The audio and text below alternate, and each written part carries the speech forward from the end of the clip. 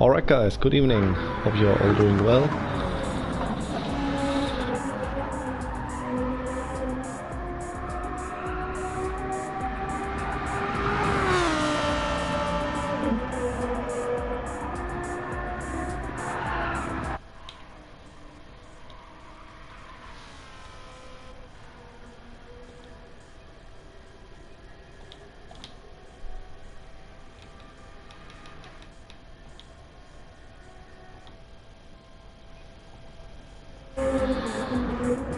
So, just some setting changes. So, hi guys, welcome to stint number 3 of the 24-hour race of Le Mans by the Digital Endurance Series. My name is WSR Otaku.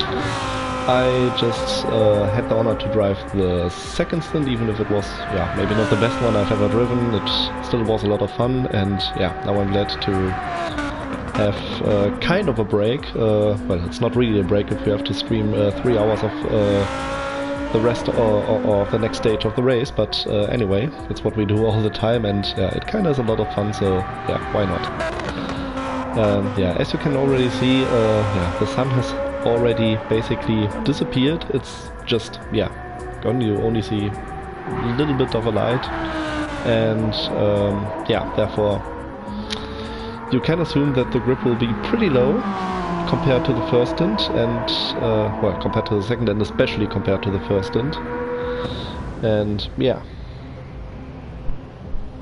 we're just waiting for the race start. The gap documents has already been completed, as I am informed, if I'm not mistaken.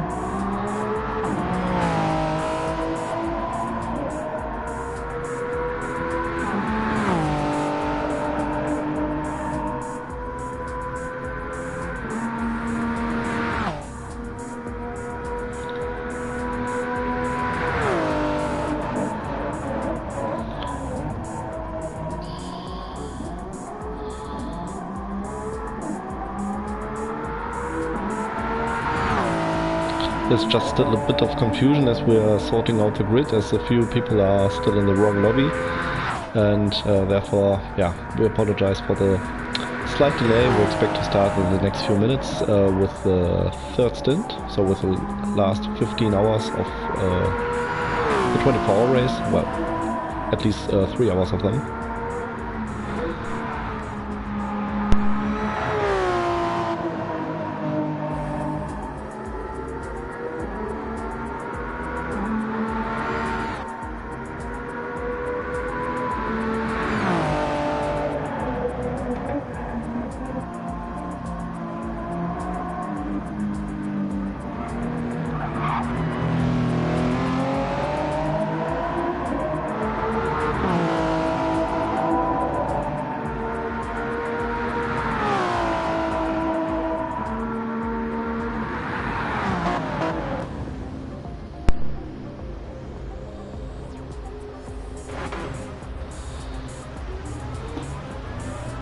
So, one driver less. We're still waiting for, if I'm not mistaken, 2 drivers, so just in case that we miss something, let's double check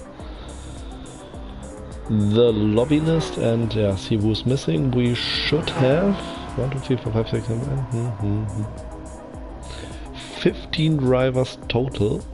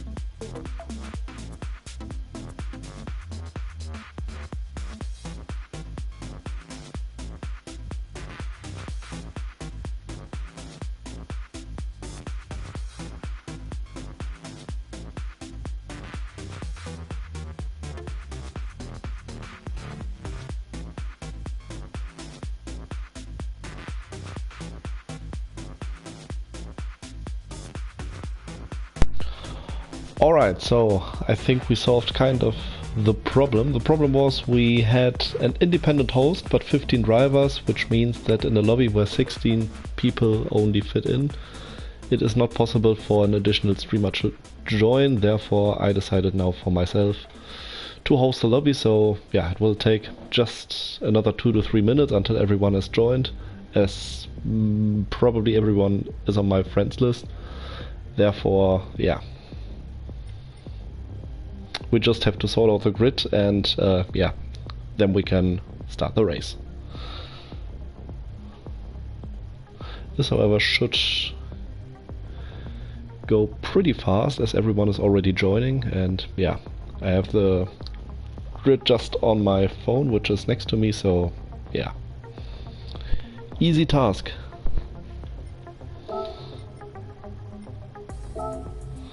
So let's see.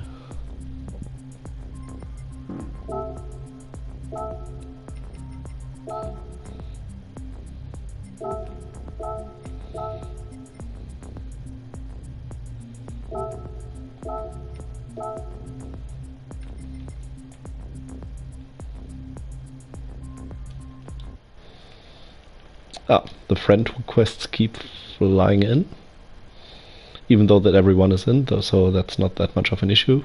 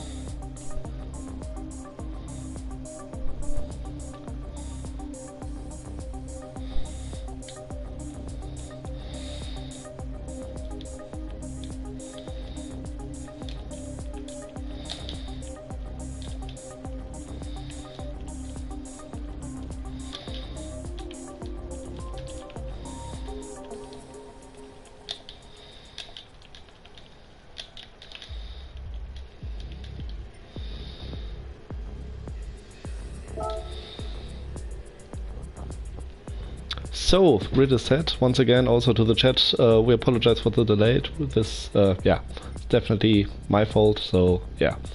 hope you're not too mad, but I think the grid is now, yeah, sorted out. I'm pretty sure that Sport Mud is the replacement for JPE, as he's the only driver for Spider GT, at least for the BMW team. His teammate is a few positions up in P8, and yeah, therefore, yeah.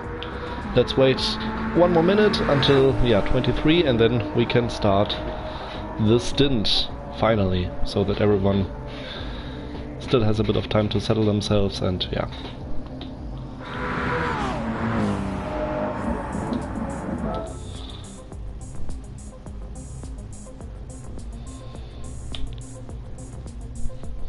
So, one final cross-check, just to be sure, never can be safe enough.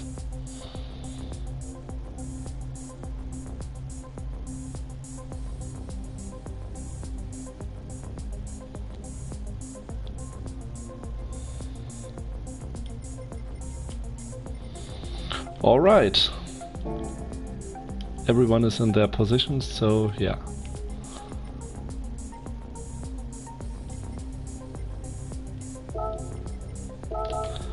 Let's start the race, finally.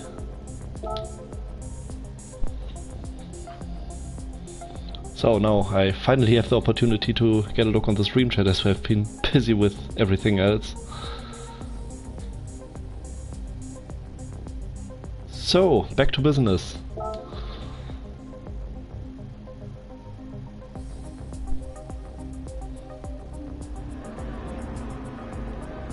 Oh, the menu music is still on, we have to, yeah, shut it down, but yeah. First of all, we focus on the race start, I would say. We can pause the music later, so that's not that kind of an issue. So let's stay with Pekka, and yeah, let's focus on the most important thing on racing, because the next 3 hours for the 24-hour race of Le Mans by the Digital Endurance Series are on their way. We are back to racing, finally. Took us long enough time once again. I apologize for the delay, but now we are back to racing, which is what we all want to see, and there's already a car missing its braking point, and I think it has been Plexus, the DLL driver, who slightly missed his braking point, but yeah, didn't cause any damage, any havoc. Oh, there was a slight tap from behind by this thing Hosky, the fellow from Bahrain, if I'm not mistaken. Oh, Lobby 2 crashed apparently. That's not good news, so yeah, let's see what Olga says, and I keep you informed. If Lobby 2 crashed, it is possible that we have a red flag. Let's see what everyone has to say. Yeah, it seems to still be running, so maybe only the stream crashed. If that has not been the case, we made the thing that we do is just walk through the field, keep all the gaps, and yeah, so that we know what happened. And yeah, let's, for the time being, let's focus on what we have here, because we are still racing. Mega already lost the position, and yeah, Squishy Leader on the way, overtaking Sportsman. Then we have Gregory slightly ahead, and yeah, the whole lot of bunch of GT3 cars all in one pack together, and yeah, the same thing can also be said by the cars in front of them.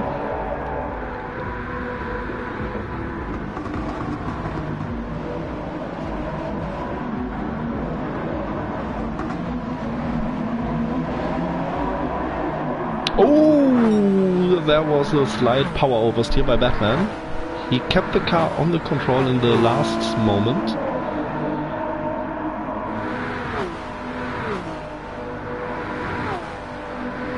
So Confi providing us with fake news. Is that true, Confi? Why would you do this? You're still in a good position, mate. Oh, so yeah.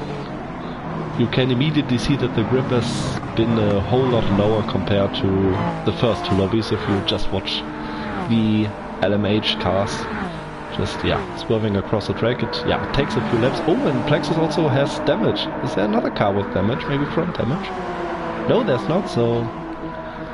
difficult to say. Oh, look at this bunch of cars fighting for position.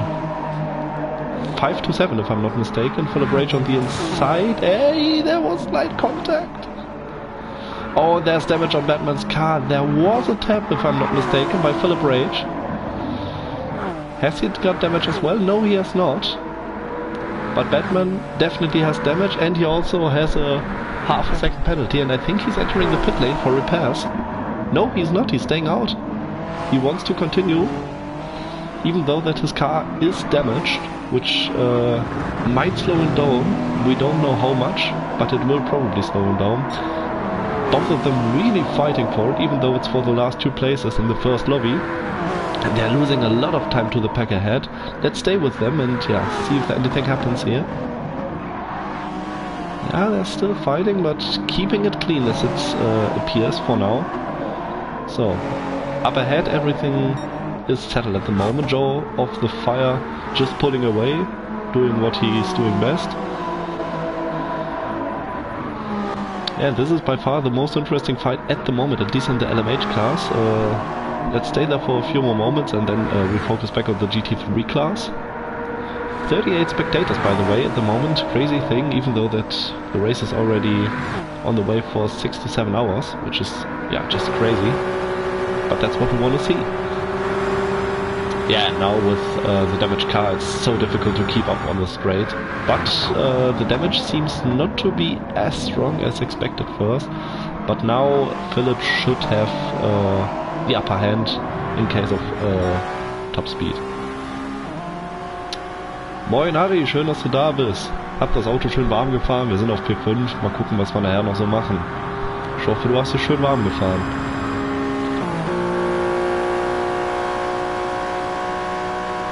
Yeah, Flipsy already happy about seeing one of my teammates who hasn't been racing for the Digital Endurance Series for a lot of time, so yeah.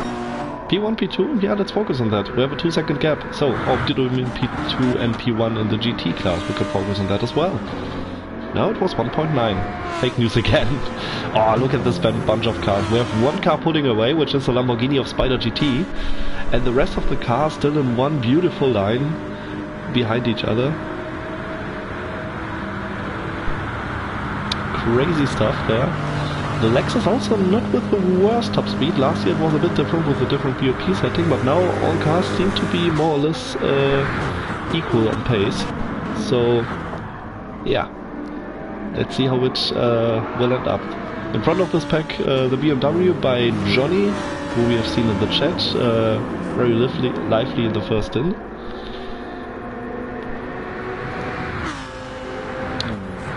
Yeah. Third place overall is Hamasuk in the Lexus RCF, just behind Crackery in the Porsche, the only Porsche in the first lobby, unfortunately, and just behind his teammate in the Lamborghini. Very, very late braking, and he seems to... Oh, there's a spin by Squishy Dealer, and he just kept it out of the barrier.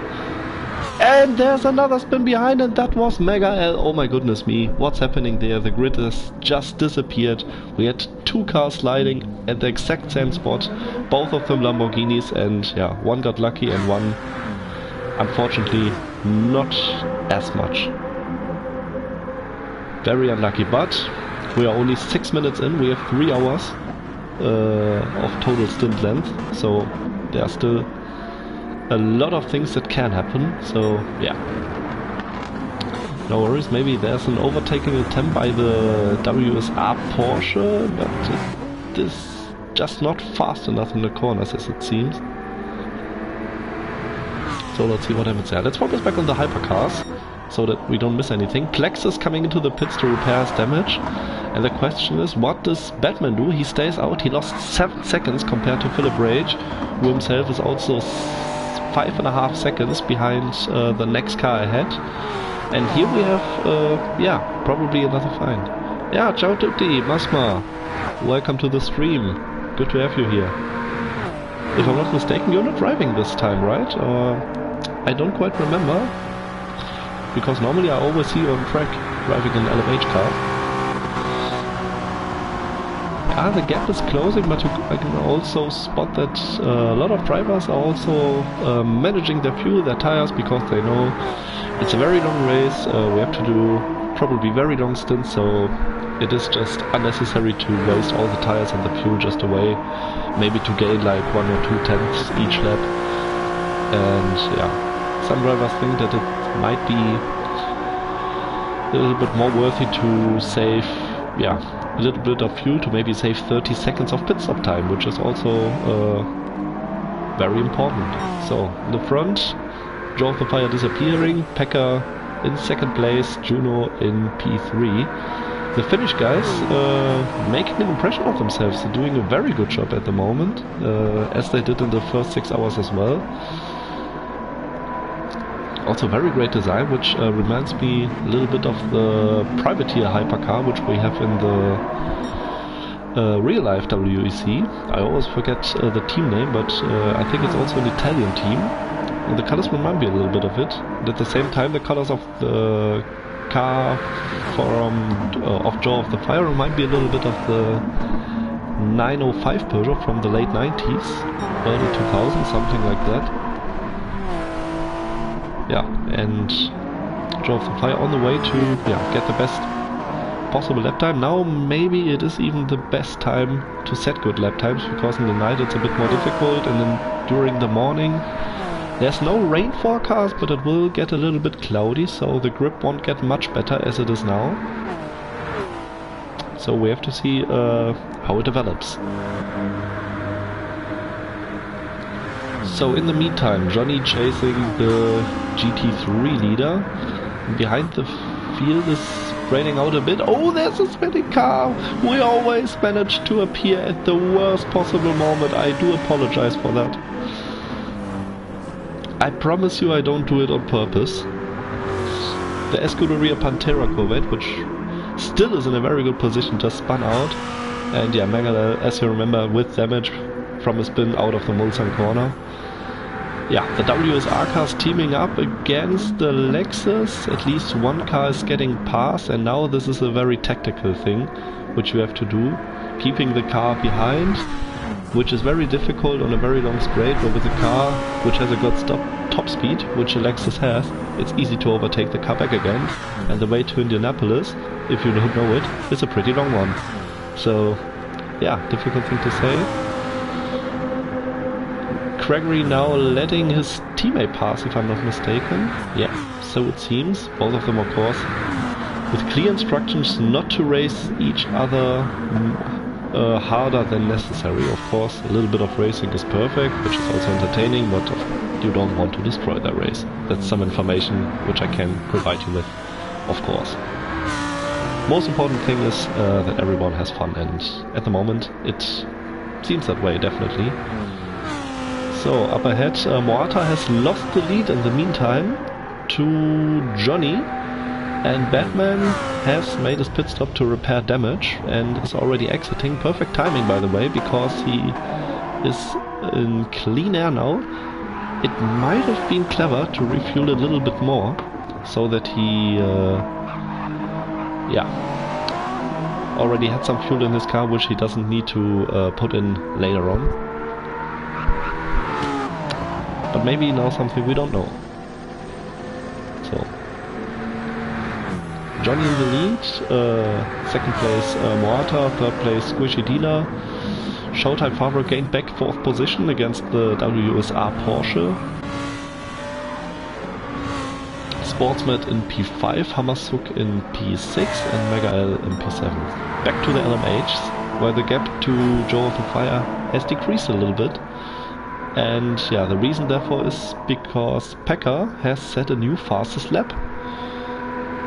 Good evening, Eifelblitz. Welcome to the hours 6 to 9, if I'm not mistaken. Oh, Juno and Hosky fighting each other on the way to Indianapolis. A very, very tricky braking section. As I can tell you by experience, it's not really fun. It's very difficult, very slippery. but it always feels satisfying if you manage to exit the corner without any trouble. And of course enter it.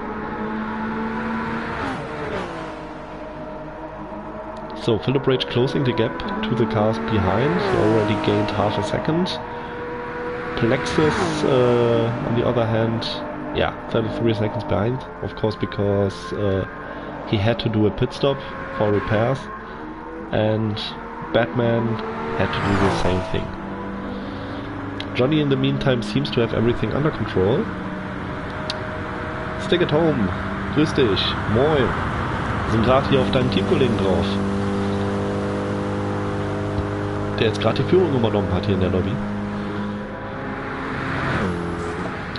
Yeah, that's the car in the lead at the moment. The overall leading car is the car chasing him, Distinct Water, the driver from Bulgaria, if I recognize the flag correctly.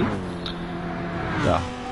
Then again, Squishy Dealer, VSR Crackery, Showtime Fabrim, who lost the position and also got himself half a second penalty. A pretty normal thing to gain penalties here. The track limits are really harsh at Le Mans. And it does pay off to avoid penalties as much as you can, but also of course it slows you down if you focus too much on just avoiding penalties. Oh, great picture with the glowing brakes of the BMW of the Spider GT car. Yeah, Hammershoek also with a half a second penalty. He had the spin just before, but luckily no damage. And Mega L is staying out, and his gap to Hammershoek hasn't decreased as much as you might have expected. It's still within tolerable numbers, if I might say so. Joe of the Fire with a penalty. His chaser, if you want so, Pekka, does not have one, so we might get a fight here. You lose, like, even though that it says half a second, you normally maybe overall lose like a full second, so that would put Pekka back into the slipstream range of the car ahead. And they're free to fight basically, because the next car following them is 10 seconds behind. Hosky already disappeared from Juno, and Philip Rage is closing the gap.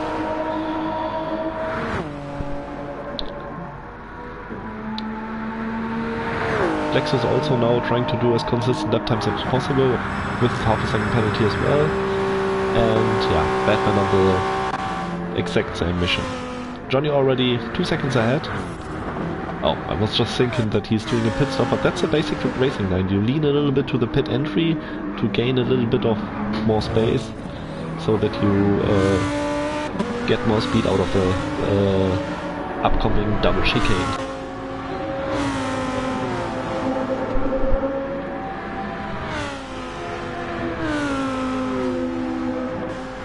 So just for information, I'm gonna make like a small coffee break, or maybe a tea break, as it's a little bit later in the evening, as I'm already focusing on the race for like 9 hours total, so I might just later on take like a 15 to 20 minute break. Of course we will stay on stream, you just will for a short time not be able to hear my voice. But yeah, of course, if you have any questions, just put them in the chat, feel free to ask anything you want. Of course,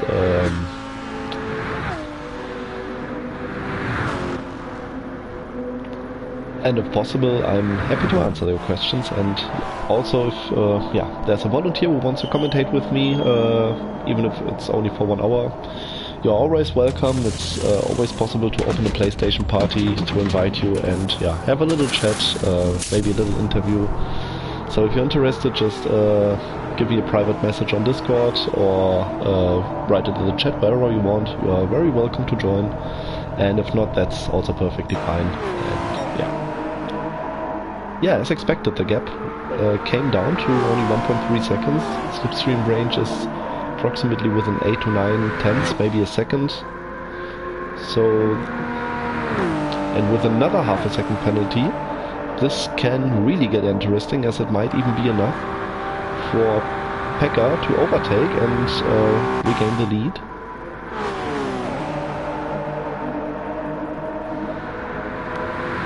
And here we have the next fight, the closest one, between Philip Rage, coming out of Tet Rouge, following Juno, the Finnish driver.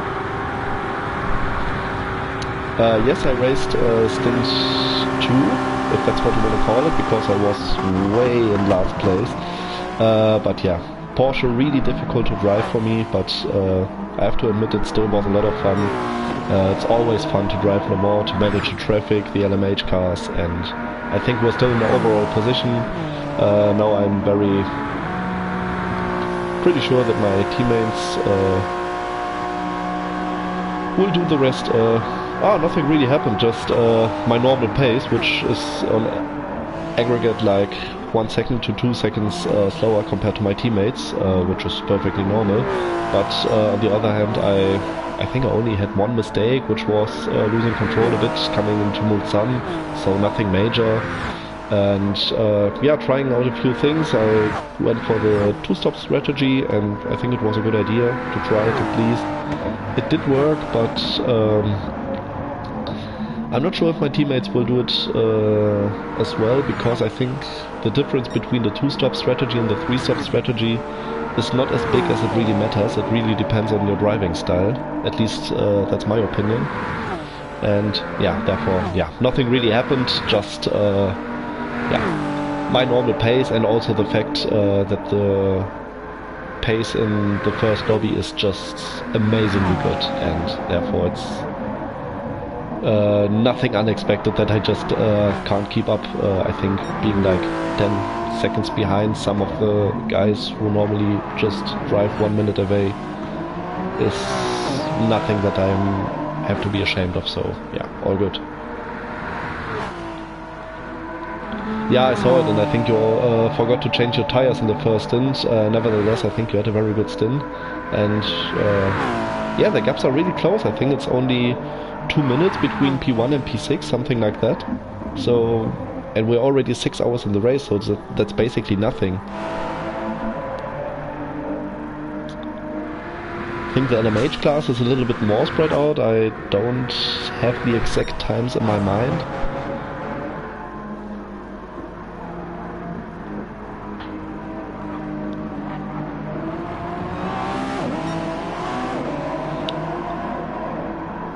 So let's focus on P1, and also on another thing, because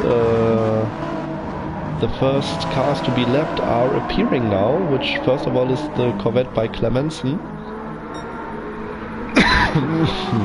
Was it Clemenson? No, it was Hamazuk, sorry. But it's his teammate, if I'm not mistaken.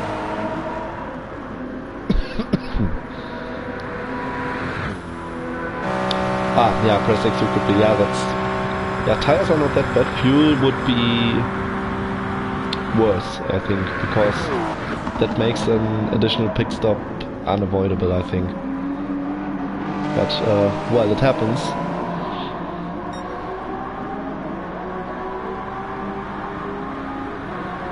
So Joe got a little bit lucky with traffic. Let's, yeah, go on board for a bit. We like to see the onboard cockpit of the LMH cars as well. Also great to compare the hybrid energy later on, but that's something that we can do in an hour.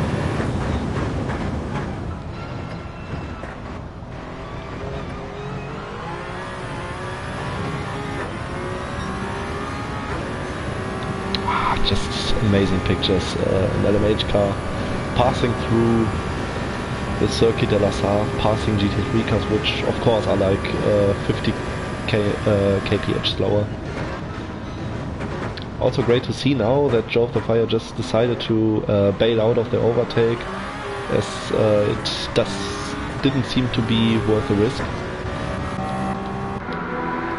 Yeah, and as we're seeing at the moment, there's another fight going on in the GT3 class. Oh, slight freeze. Yeah, this Stint Morata is being chased by another Lamborghini, the WSR one. Oh, great overtake by the LMH car. Crazy stuff we see here. Oh, and Johnny is missing his braking point slightly, but that opened the gap for Pekka, if I'm not mistaken. So everything, yeah, everything went well. Yeah, of course, you always have good fights with us, and normally they are also fair, so yeah. We always want to race hard, but also as fair as possible. As you can see here now, going side by side into the Porsche corner, Squishy Dealer with the overtake done, but no water, staying.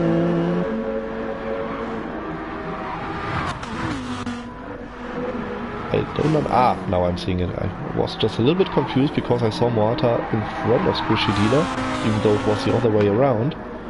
And yeah, meanwhile Johnny in the lead, and yeah, doing an awesome job, already 3 seconds clear despite him missing the braking points. Yeah, of course we can switch. There were just a few great battles, great overtakes in the GT3 cars. Ooh, that was a very feisty situation. Oh, and the car got reset. That was pretty unlucky. I don't think that it was a major situation. A prime example of maybe bailing out before, but I think the LMH car didn't do anything wrong there. Went for a gap that kind of was there.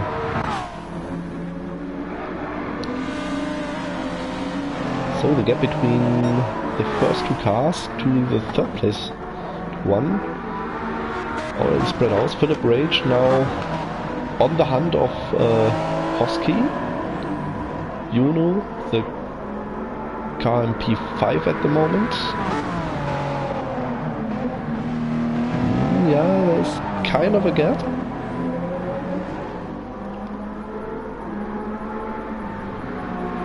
Oh, that might be a track limit penalty.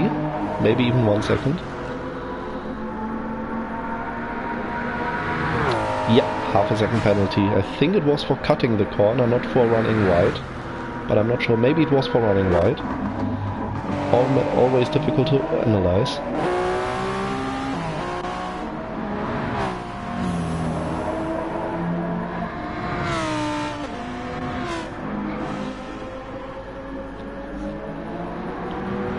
Yeah, that was painful. The reset just cost the Porsche like 9 to 10 seconds. That's unlucky.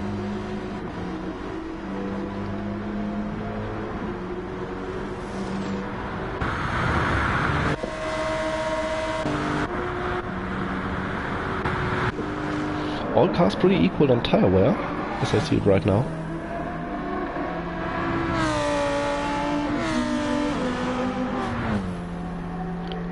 Yeah, thank you, have a good night, and yeah, see you back at 7 o'clock. I might be commentating as well with Big Mac together, this time in German, as it's, to be honest, a little bit easier.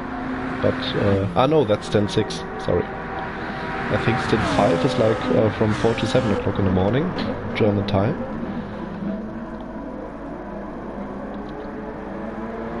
Yeah, Johnny just staying clear of trouble. I think he only missed his braking point one time the lap before, and that was all there was.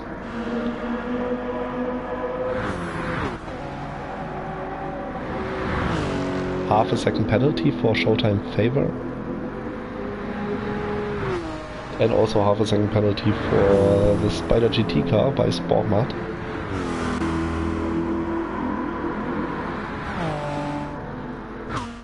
Oh, Mega L might had entered the pit lane once again. His last lap time was it was his first pit stop due to his damaged car, but he refueled the car. Grüß dich, Big Mac. Dafür wir kommentieren ja zusammen, dass ich den Squishy mal ein bisschen ablöse. Der hat ja hier auch alle Hände gerade voll zu tun. Da braucht er auch seine Ruhe. Habe ich zumindest gehört.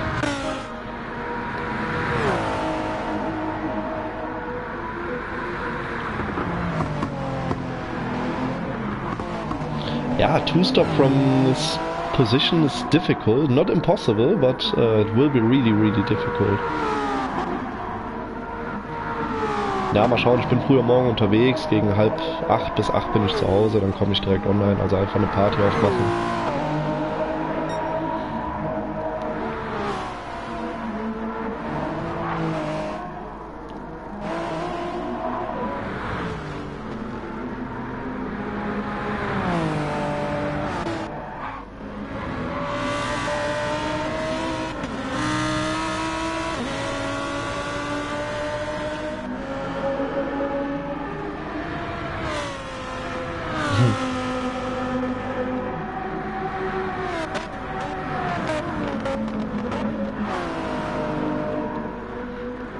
Showtime might be the first one to enter the pit lane. I didn't expect it necessary from the Lexus to run out of fuel first, as the Lexus is probably the most efficient car on the grid.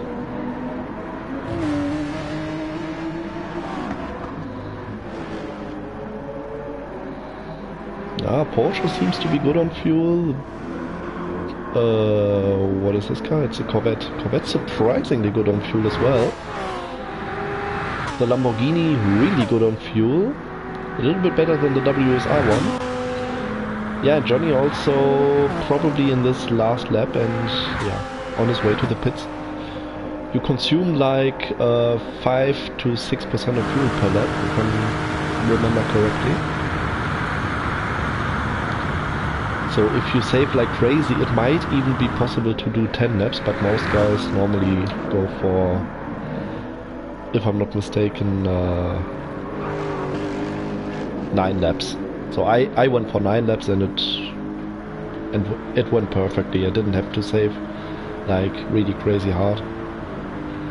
Yeah, I know, Confi, but that's just your thing. I think if we all would be able to save fuel like you, might be more interesting, but yeah, great job what you did here. But I think you almost ran out of fuel before the end, or what did happen? I just saw that you suddenly were ahead of me. Well, ahead of me means like the next car ahead of me, which still was like 30 seconds away. And I was just happy to do my 9 laps with the Porsche without managing. But then I did 19 on 1 tank of fuel, which also was not that bad.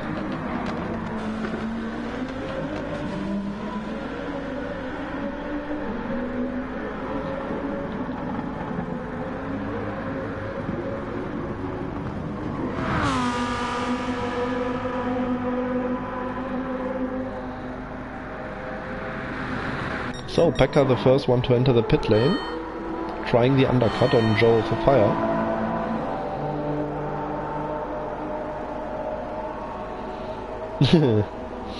Yeah, my teammate also got sent off by a hypercar just ahead of me, and I was really lucky not to run into him because he was not going at all. It's basically a perfect moment for Instagram.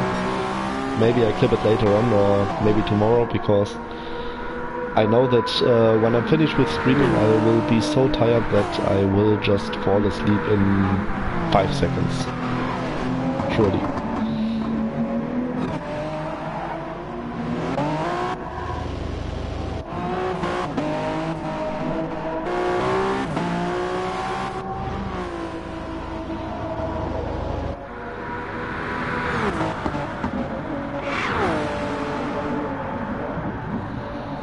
So, gonna be back in a moment. I just need a charger for my phone, as I only have 7% left. And if it runs out, I will not be able to read the chat, which would be really very unfortunate. So I would say we stay with... yeah, where are we staying with? Let's stay with Mega L. Yeah, let's stay with Mega L. Gonna be back in 1 minute.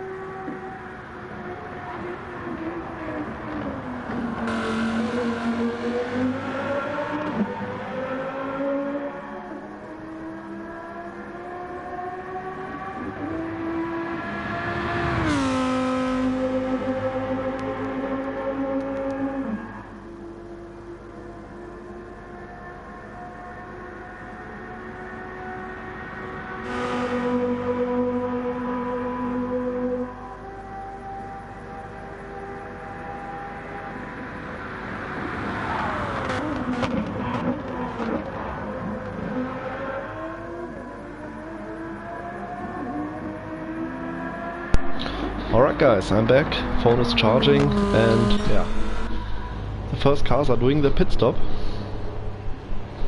So, or the first scheduled pit stop, to be precise.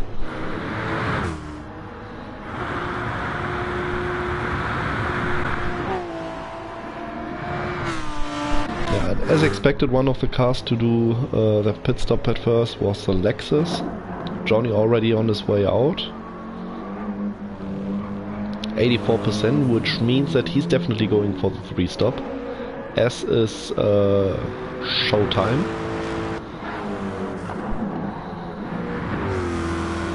Considering that they made their pit stop already at lap 8.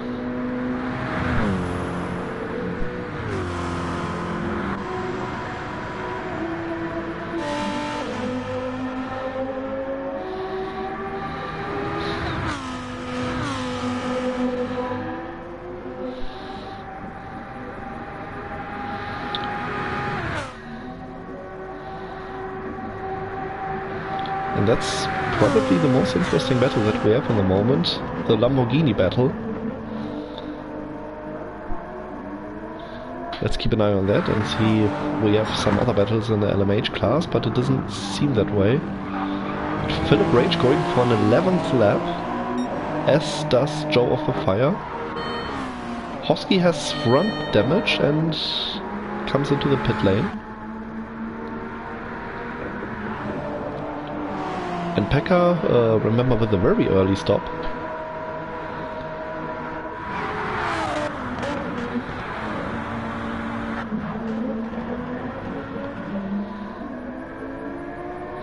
Oh, was a little freeze. They were very close behind each other, and then suddenly water froze a bit and lost like a second.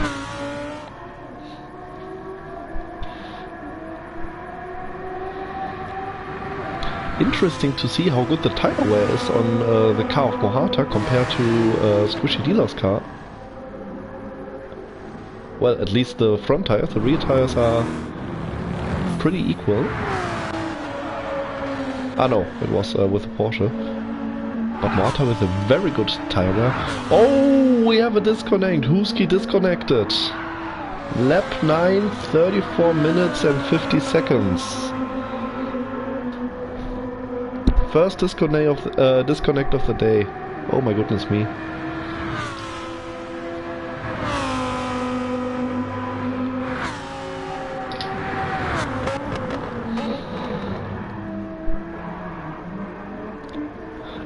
No, the guy from Bahrain disconnected. Distinct... forgot his full name. Plexus is still here in P4. Being chased by Pekka, who already made his pit stop. Plexus, I think, went into the pits after 1 or 2 laps for damage. So Squishy Dealer and Crackery coming into the pits. Mohata staying out for 1 more lap. Very good management by the Spider GT driver from Bulgaria. Yeah, the WSR crew with a lot of stress as they now have to double stack their cars. While one is refueling, the other car is getting new tires. Yeah, on the other hand, Spider GT is deciding to split. So one car is doing their pit stop, and when it leaves, the LMHs are in like a lap 11, if I'm not mistaken. Yes. Which was also the lap when the disconnect happened, if I'm not mistaken. And if not, it was lap 10.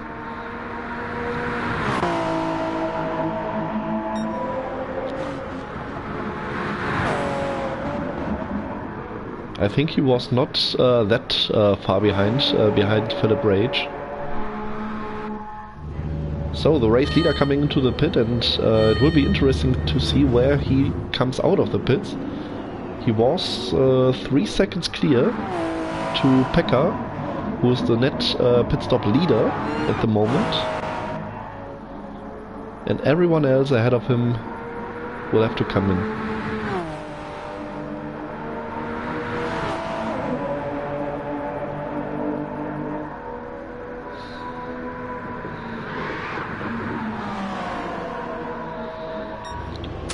So Joe getting new tires, so the refueling starts. Remember, the refueling time is 2 liters per second. So a full refueling would cost like 50 seconds.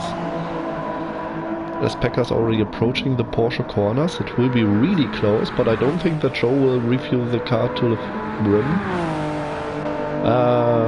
However, I think he went for the 2-stop, or his teammate did, if I remember correctly. 53, 57% still refueling. I think Pekka's regaining the lead. Yes, he is. No, he's not, because Plexus stays out as well. And now Joe comes out of the pit. And I think he's going for the 3-stop, because he's not enough fuel.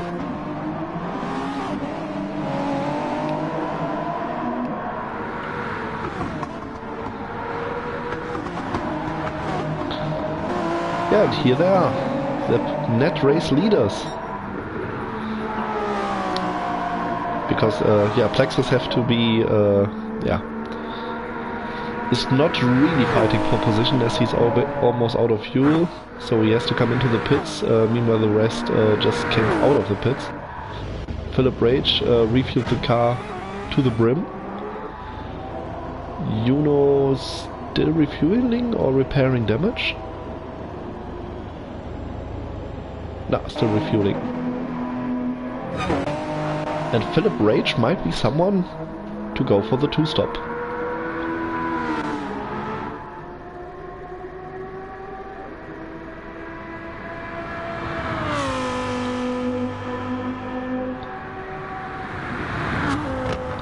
So Morata's coming into the pits, and I'm pretty sure that he will come out behind Johnny if he goes for the 2-stop. Only by fuel management I'm sure that he's able to do so. What does the pace say? The pace is really good, so yeah, I think he's going for the 2-stop.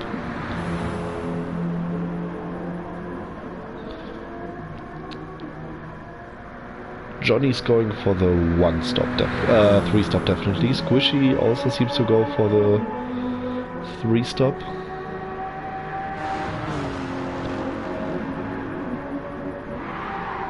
I think Squishy had a penalty because he lost a bit of time here, and Crackery gained back a bit of time and crucially joined the track in front of the Lexus, who he was behind before the pit stops.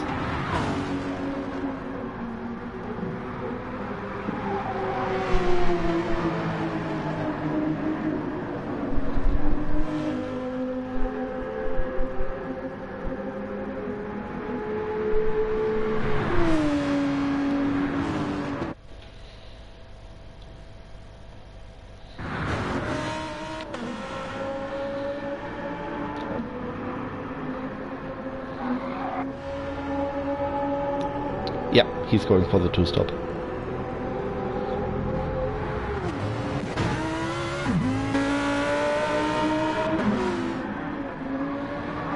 Yeah, and therefore it's really important for Squishy Dealer to just now pull away, doing consistent lap times. And also it's important maybe for his teammate to help out a little bit and yeah, hold up the Lamborghini behind.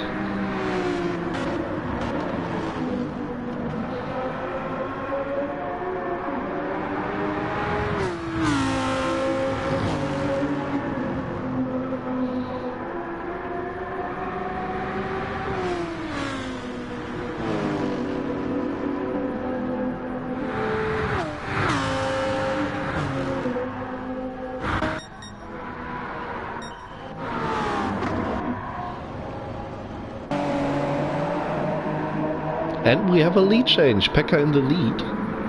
Maybe due to traffic, I'm not sure, but now he's gaining a lot of time back.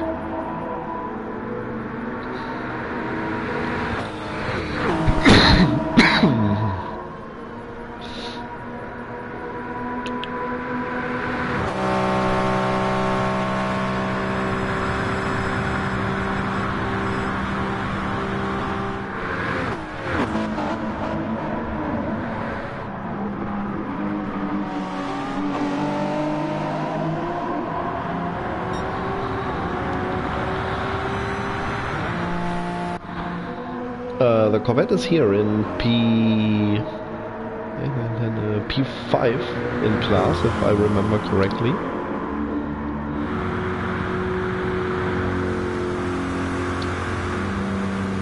No, P6 in class, because we have one disconnected, the LMH class.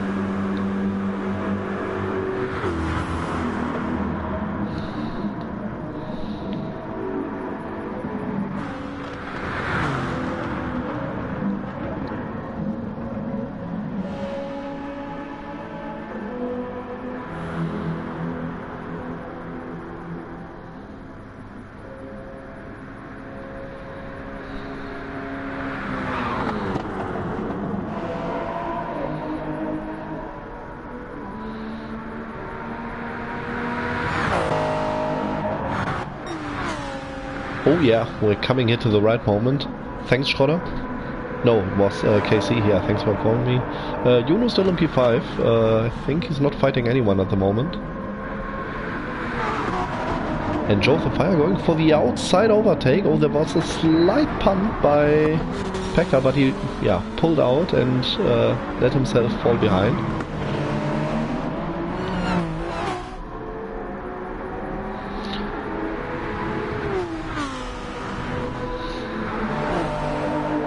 Oh, that's gonna be crazy stuff.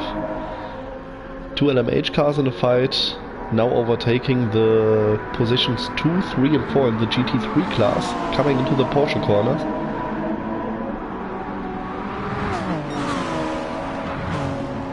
Oh, that's really, really close. And you really have to squeeze yourself to, yeah, give as much space as possible without holding anyone up. Pekka staying behind, does not want to, yeah, risk to punt out a GT car.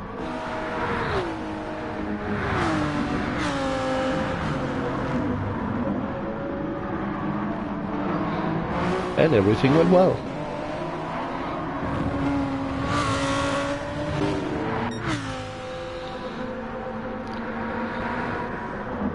So here's Juno, 24 seconds behind Philip Rage, coming now out of Indianapolis, joining Anarch.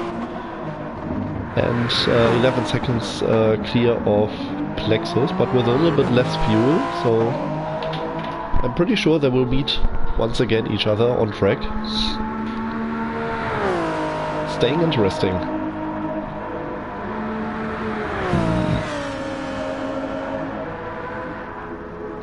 Batman also about to enter the pit lane. At the moment he's in 3rd place in class. And those two are still having a lot of fun, I think.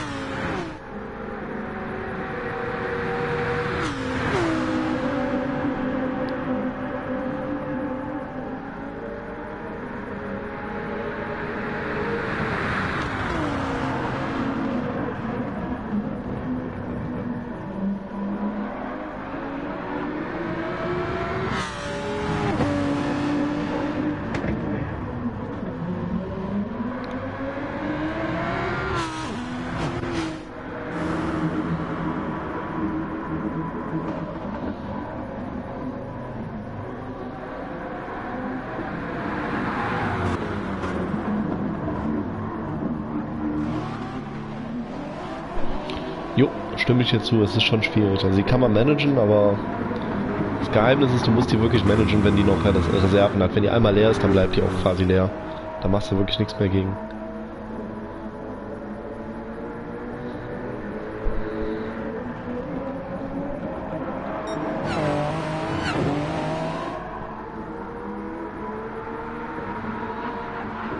I think the next battle we are seeing will be this one between Batman and Philip Rage. If we're going to see the battle at all, because I think that Batman might come into the pits this lap. Yes, he is. Oh, I think he crashed into the wall. And this might give him another 3 seconds of a penalty, added to the half second of a penalty he already has.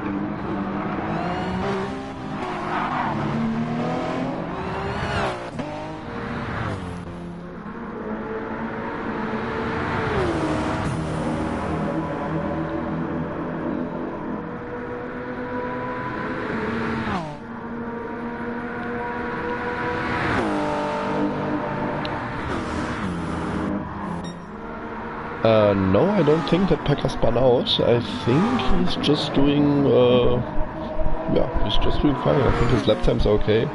There's like one 4-minute lap time, which, yeah, the reason for that is that he went into the pits during this lap. Yeah, no problem. No, everything's fine at the moment.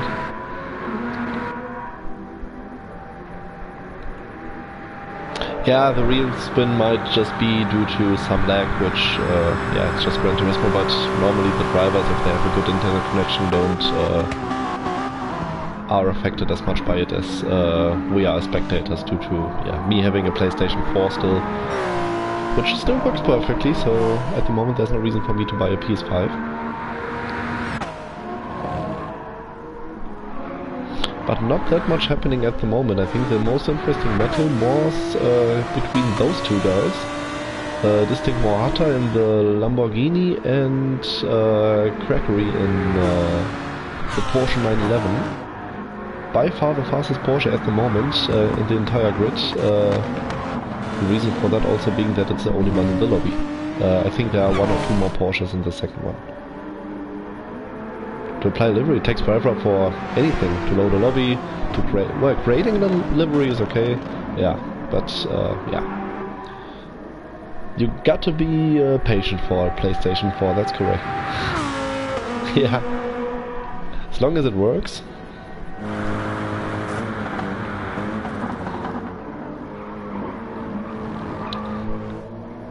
yeah, Johnny's still setting one consistent lap time after another.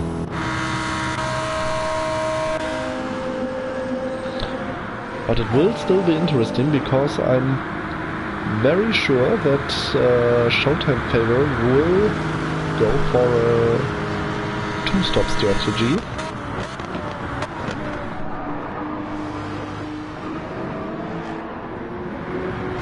No, if I'm... Ah no, Moata was the one going for the two-stop, sorry. I saw the Lamborghini and went for the wrong driver.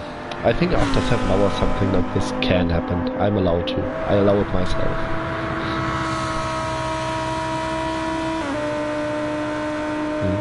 The interesting thing is that I don't even get freezes with my PlayStation 4. I only get them when someone enters a lobby, but not during the race. Which basically was the case where everyone in our team immediately bought the PlayStation 5, where you don't have the problem. But as long as it doesn't happen, there's no reason for me. Oh, he lost like 4 seconds in one lap. There must have been a mistake. Yeah, no problem. If you do such good racing, it's yeah, the rest of the job is very easy to do. Well, managing, preparing, of course, and yeah, we're still looking for ways to make life easier for us, and yeah, there might be a, yeah, let's call it a small surprise coming for the next race, but I don't want to tell you as much, because we might do an announcement during the next week. There will be a few changes probably in the race settings, but yeah, you'll see. And talking about the next race, yeah, it will be the 9 hours of Tsukuba circuit, which will be a GT4 only race. So yeah, GT4 class means, of course, you can choose basically anything from, yeah, the cars that you might expect, like an Audi TT, W Scirocco, maybe a BMW M4, maybe a TCR car. And of course there's also Bugatti Veyron, for example, which also would be a possible choice. Even though that it might not be the best car on a track like Tsukuba.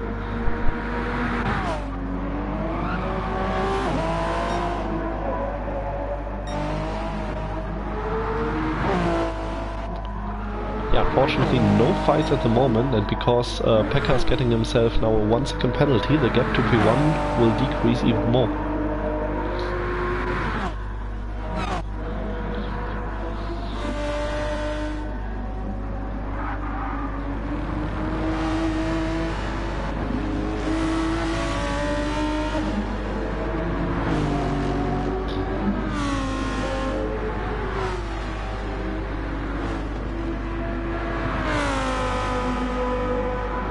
Good idea, Flipsy. I'm going to buy some croissants tomorrow morning, as everything else in Germany has closed on Sundays.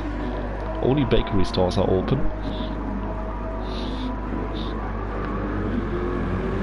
As we are in France, I'm allowed to eat croissants.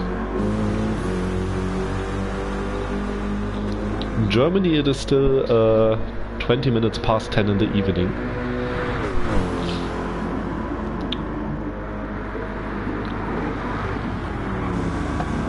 So this is the most interesting battle we have at the moment. Sportmat against Hammersuk. The two British fellas fighting each other in one car from Germany and one car from the United States of America.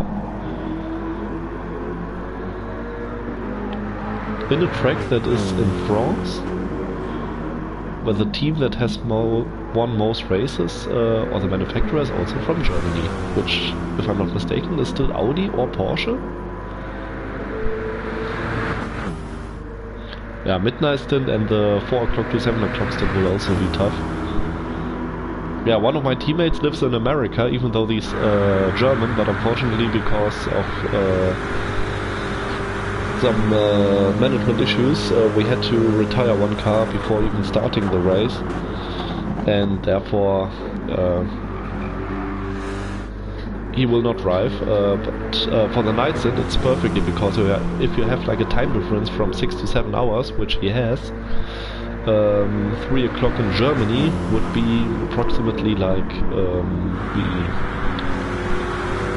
9 o'clock, 8 o'clock in the evening in the United States, which is a good time to do some PlayStation gaming or sim racing.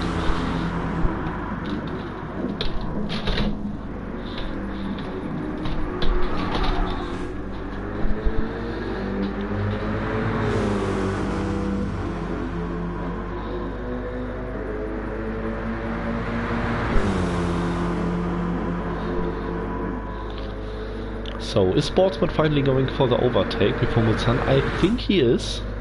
And he is slightly still next to him. Still next to him. Let's see if he hits his braking point. He does, but so does Hammershoek and gains back the lead immediately.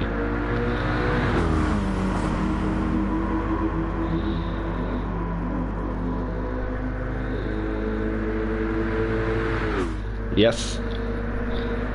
Calm, cool and collected, that's how you race. And also a little bit hard, if the situation allows so.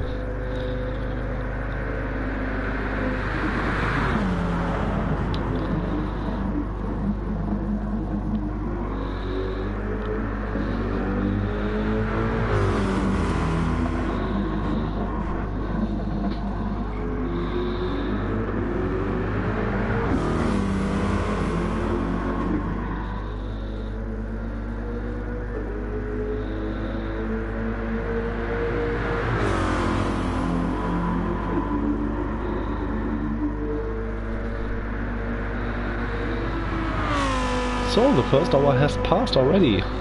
Only 2 hours remaining. Yeah, the medium tire is not really an option as the soft tire lasts long enough, especially in the night phase. And you really lose a lot of time with the medium tire, like 2 seconds per lap. And therefore, yeah, the gap between the first 2 cars is still... has increased a bit, 5 seconds already. And yeah, also important the fact that Jonathan Fire has better tires, better fuel. So at the moment he is in a perfect position. But yeah, remember it's a 24-hour race, so there's still a very, very, very long way to go. Yeah, the medium tire is just normally way too slow. It's not really realistic if you compare it to real-life motorsport, where in the Mall you never really use a soft tire, unless it's night or it's a drying track, for example. You will always normally go for a medium or for a hard tire.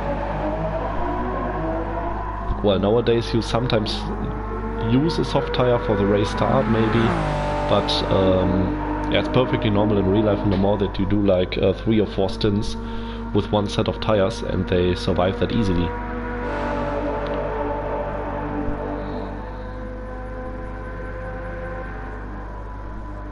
Oh, Plexus is gaining on Juno, and he's better on fuel, so they really might meet each other at some point.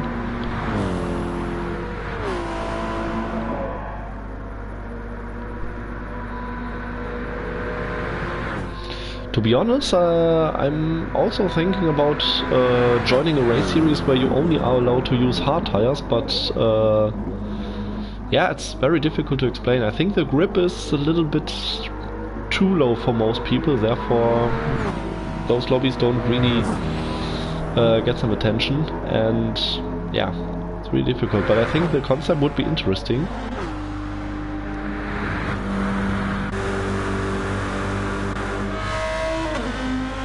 A concept that I had once, which I really liked, was doing a race which was like I think 3 hours long, and you had like 7 sets of tires. I think like 1 soft tire, 2 medium tire sets, and the rest only hard tire sets. And you were only allowed to use 7 sets of tires with a specific fuel consumption. So that and that keeps the race interesting, because there are many strategic possibilities of what you can do, and not just go for a soft tire, push all the way through, because there you really have to manage to get the best out of the car for like 3 hours of racing. And also rain might also be possible.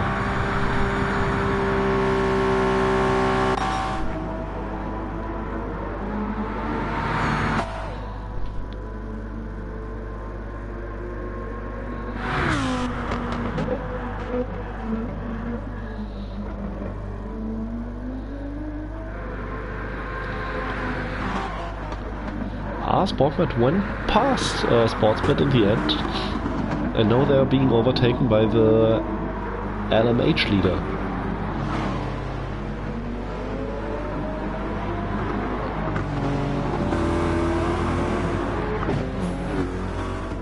Ah, great pictures, great sound.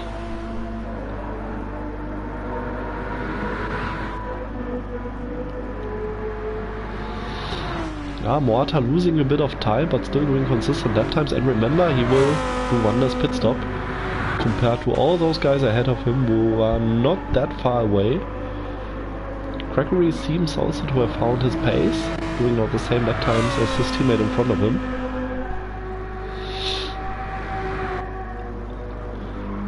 Yeah, but nothing compared to the lap times that Johnny is doing. And I think it will be really interesting where Johnny will be at the end of the race and where Morata will be, because those are the fastest guys of their own strategies, if I might say so. Yeah, the liveries are great, and I think like a 24-hour race always gives you this special motivation to create special liveries as well. I think we did it for the last race at Daytona last year. We had like 4 cars and we decided to give one car of our WSR cars, there's one you can see, like a retro livery, because we were celebrating 10 years of existence. And yeah, it was a great idea, but normally we don't do it, we stay with our normal design, which obviously is a bit less work because you always know what to do. But yeah, DLL also with great designs. I think at Autopolis they used like their Cookie Monster design, for example, on the Lexus.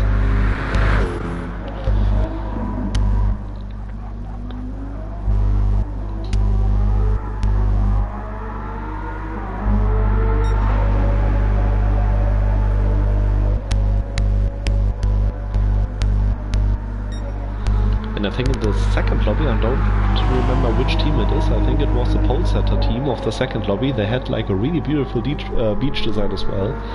And yeah, if you're interested, I think there's a link in the description which leads you to the website where you can vote for the livery of the race. You have to vote for 4 liveries, so you don't just have to limit yourself on only one design, because there are so many. With obviously 29 teams who started the race, there's always a possibility to find a design that you really like. So yeah, of course, feel free to visit our website where you can see all the designs of all teams, and yeah, just give your honest vote.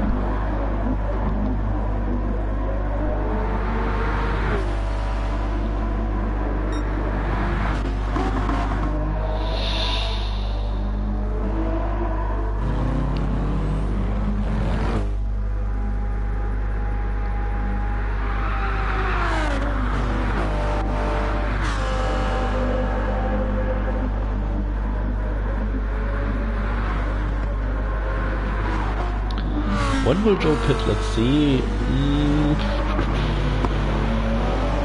I would have to guess, but I think he will pit in 5, maybe 6 laps.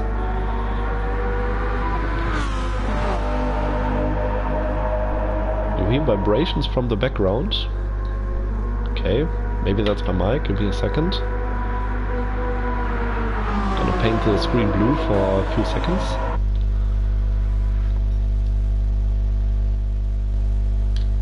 Nope, my mic is okay. That's normally the reason why something sounds weird. Maybe it's, no, the PlayStation is very silent.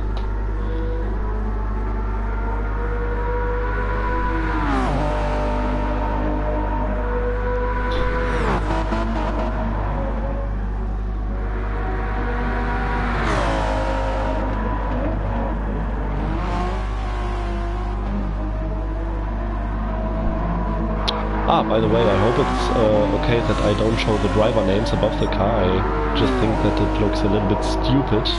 As you can see, the driver names on the on the diagram on the left hand side, just below the car positions. Maybe it's because I'm streaming directly via my PlayStation 4 and not through the PC. That might affect the sound quality a little bit, so yeah, apologies for that. Yeah. Yeah, of course you can see Johnny. He's like 20 seconds ahead of the next car behind, which is a WSR car. Behind him we also have a WSR car. Then the Lexus by... is it Team Capital? I'm not pretty sure. Then, yeah, your car, the Lamborghini of Mohata, 30 seconds behind your BMW, driven by Sportmart, who finally overtook Hammershoek in the Corvette, driving for Scuderia Pantera. And, yeah, Mega L in last place, at least in this lobby, but we still have another race going, which... I think it's like a few minutes ahead because we had a delayed start due to some misunderstandings on my side and some confusion, but yeah, it all seemed to went well at the moment.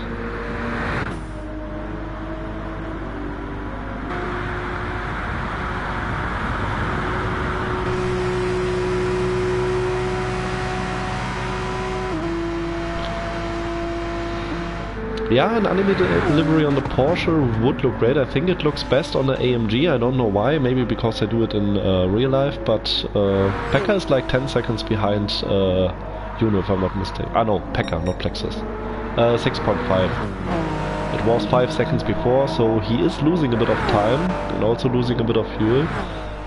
But crucially, the gap behind is over a minute large. So yeah, that's a good thing. So I think he's still in a very competitive position. Remember, one car is missing, of course. Yeah, which is really unfortunate. Yeah, Goodsman Racing was one of the first teams, I think, in cooperation with Type Moon. I think they went for like 3 cars in one 24-hour race at Spa 2019 it was, if I'm not mistaken. I think HoloLive also had a cooperation with a racing team in Japan for the Super GT series, so they used a Ferrari with a HoloLive design, which also was a cool thing. I think a Porsche team also did something like that with Mira Akari, and of course a lot of things followed after that in Gran Turismo, where we are very blessed to be able to create our own liveries with, which of course in other games, which might work better, they don't have that possibilities. Like Santa Rosa, for example, which is really unfortunate.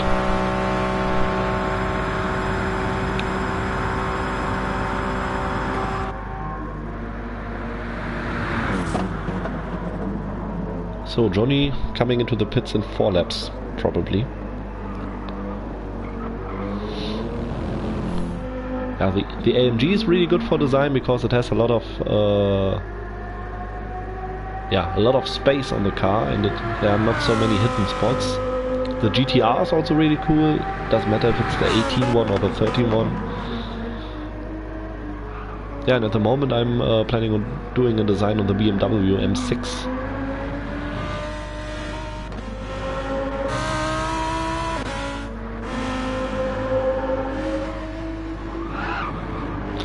Again, very interesting to compare the tire wear between the 2 Lamborghinis, at the front at least. Let's keep an eye on the tires of Mohata, who went to the pit like, I think only 1 lap later than Squishy Dealer. And these are his tires. Remember, same car, only 1 lap older tires.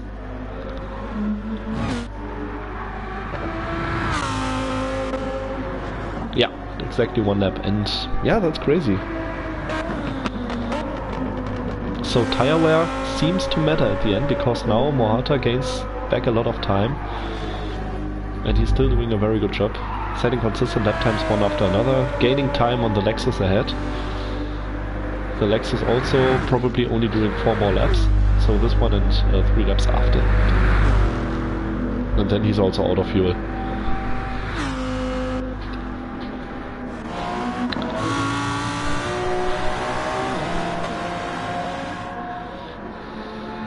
Yeah, Confi was hoping for Mega L to go for the 2-stop strategy as well, but if we keep an eye on the fuel, I'm pretty sure that the fuel will not be enough. Yeah, there is a little bit to stream, but I'm not sure who's streaming at the moment. Let's give me a second and I'm gonna find it out. There is a list on our Instagram account, just in case that you're interested. Just search for Digital Endurance Series, but I'm gonna look it up for you because I'm interested as well what the other 14 or 15 cars are doing. The stream for Lobby 3 is also on Twitch, provided by Don Camillo, a German streamer, so the stream is on German. But yeah, it's with a bit of partying. To be honest, a little bit cringy as well, but yeah, also a lot of fun, and yeah, you're gonna have a good time there as well. So, of course, feel free to run both streams at the same time. Unfortunately, unlike Flipsy, as I'm not streaming on PC, I'm not able to show both streams at the same time on one screen. Yeah, Schroeder wrote it on the description as well. Thank you very much for that. Therefore, of course, we'll give you a little bit of more screen time of Juno, as he's now passing some cars, and he's also gaining some time back. He's 21 seconds behind Philip Rage at the moment. But also crucially, Plexus is not really gaining. I think he's also losing time. His tires at least are much worse. Well, Pekka already 9 seconds behind, maybe due to a bit of traffic. What's interesting is maybe we can celebrate it in a few laps. If you keep an eye on the kilometers counter, he will reach the 10,000 kilometers in like 3 laps or so. Let's keep an eye on that. Any other car where we can celebrate it? That would be a cool thing. I think Plexus will also beat the 10,000 kilometers. Or will he? No, he will definitely do it. But he will beat the 9,000 kilometers, which is also cool. And now we compare to Batman, who hasn't done even 1,000 kilometers, but maybe he bought a new car, which also is always possible. Oh, close overtaking on the Spider GT car, and he runs a little bit wide, Plexus. And gets himself a 1 second penalty for track limit for track limits.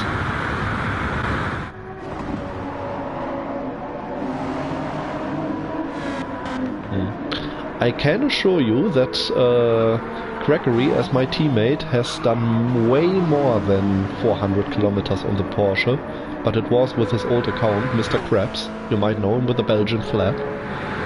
If I'm not mistaken, he's half Belgian and half German, but I'm not really sure, so yeah, even though he's my teammate, he's still a bit new to the team, so yeah. Always things to learn, but a very fast driver, that's for sure.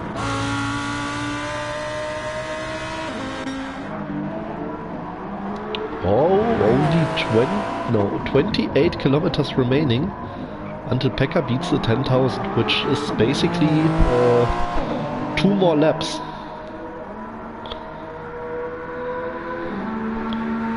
If KC is still here, could you inform Pekka that if he beats the 10,000 kilometer mark, that he flashes his light a little bit just for entertainment?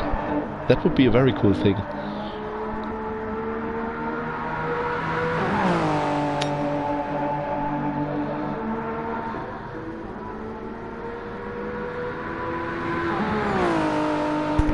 Ja, warum nicht, Jens?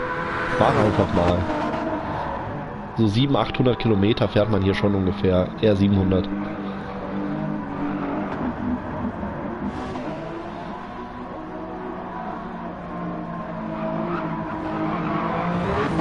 Yeah, a little bit less than 2 laps, so yeah, if Casey is still in the stream, please inform Pekka that he shall flash the lights when he beats the 10,000 kilometers.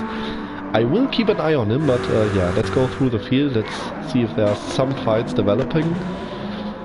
I think Gregory made a mistake somewhere. At least at the moment he is behind Showtime Favor. There's no damage on his car, but he's lost a lot of time. So let's see his next sector time, which should be shown after exiting Indianapolis.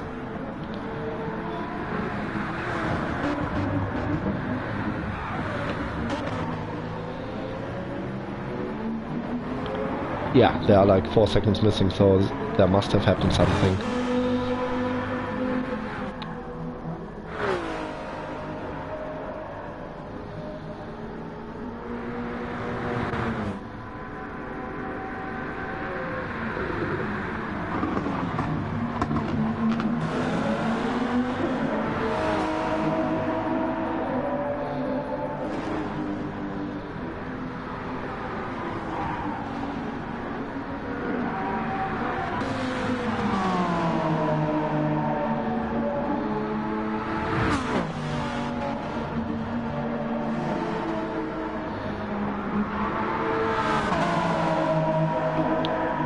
Nicely done by Plexus.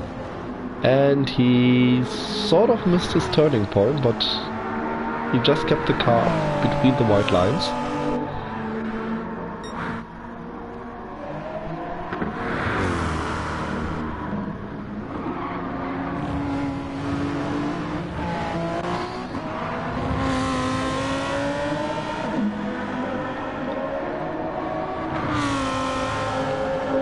So both of them, Mohata and Gregory, will do exactly one more pit stop.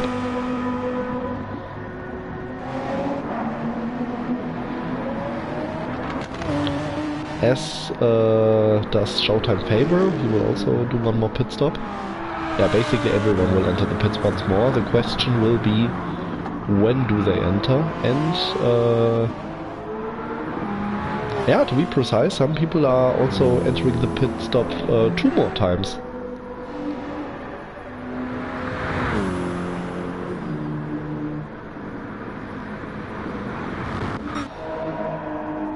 Ah, KC, there you are. In case you've missed this, your teammate is just about to beat the 10,000 kilometer mark on his car, if you see it just next to his tires. Let's hope that he does one more lap, so yeah, he has something to celebrate. Give him like a bottle of champagne when he comes into the pit lane for his pit stop. Of course without any alcohol, as he's driving at the moment. And he's entering the pit lane.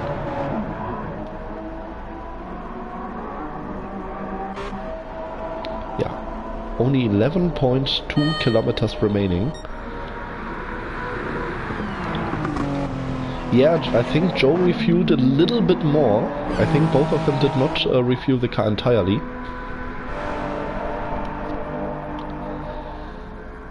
Do we have a lead change later on? I don't think so, but I'm pretty sure that Philip Rage is at least trying to go for the 2-stop strategy, but I don't think that the tires will last as long as they need to.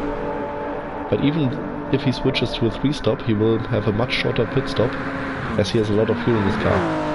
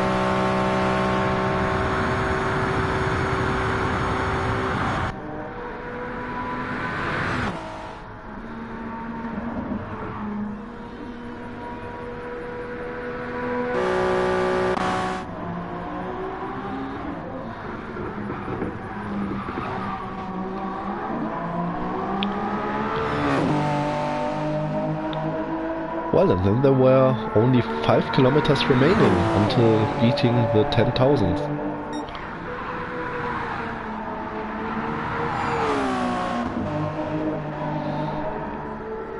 Joe will also come into the pit lane at the end of this lap.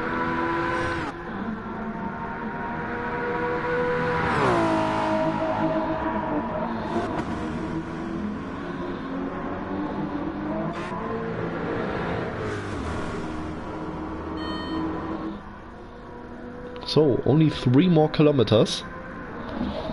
And Philip Rage now losing a lot of time compared to Juno, who's gaining back a bit of time and also pulling away from Plexus, interestingly. Yeah, he's by far the best tires in the LMH class at the moment. At least from those who still haven't done their pit stop.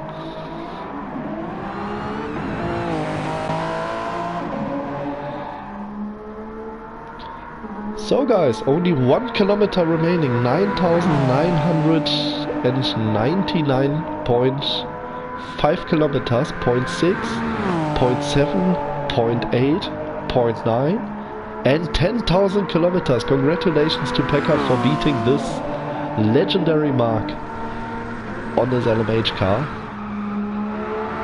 No flashing the lights. Yeah, of course, he's now in the caution corners. He really has to focus, so we understand that. That's probably the only reason. But nevertheless, congratulations.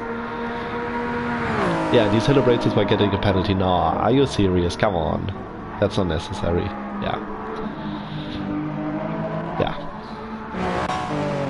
So let's see, where's Joe the Fire? He's now in the Dunlop chicane. Meanwhile, Pekka on the start-finish straight. Of course, the gap will come down, but I think he's still like 10 seconds behind Joe of the Fire, maybe a bit more. Yeah, the gap is now settling down to 13.9 seconds approximately, maybe 14. So yeah, that's the net gap at the moment between the leaders, both equal now on fuel and tires. And both of them will do one more pit stop later on, as we still have 1 hour and 33 minutes and 20 seconds to go.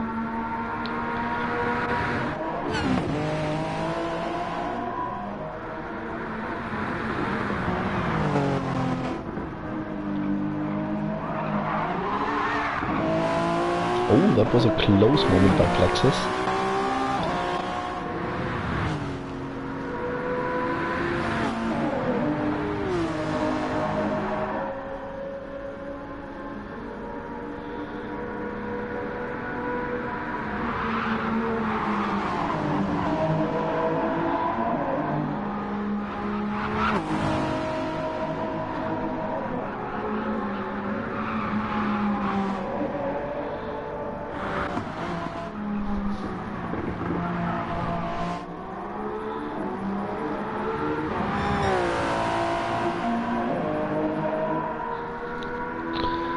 Well, the gap between Philip Rage and Juno is still decreasing, only 9 seconds.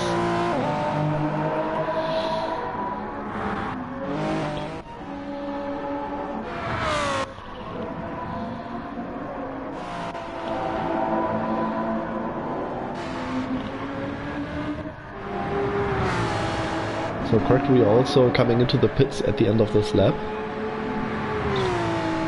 After that there are, if I'm not mistaken, 13 laps remaining.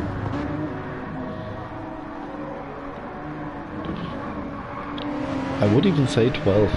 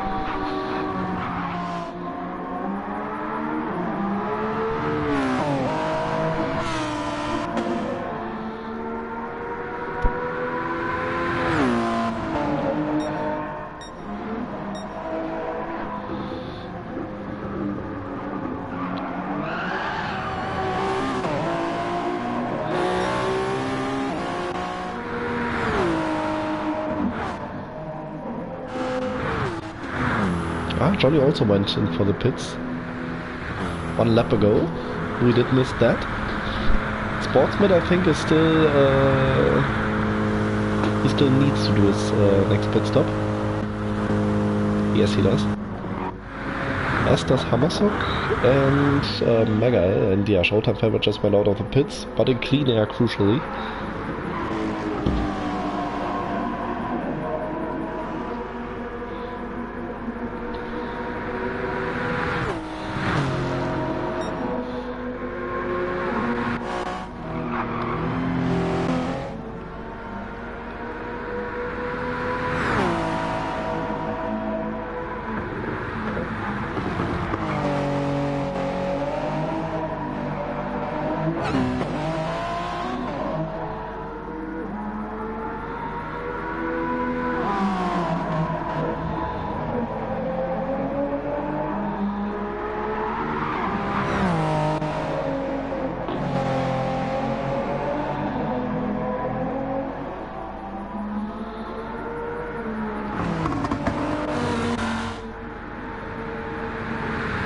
So this is probably the closest gap we have at the moment between distant Moata and WSR Crackery. The next closest gap is between Philip Rage and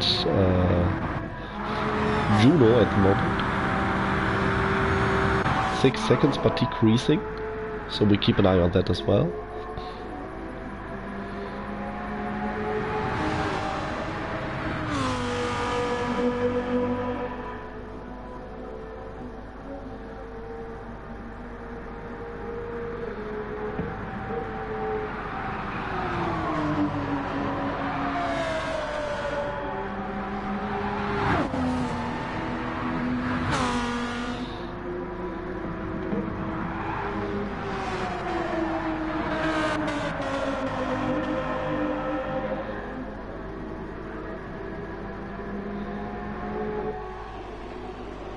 So again, WSR double stacking and probably finishing with the tire change on one car before starting with the tire change on the next one.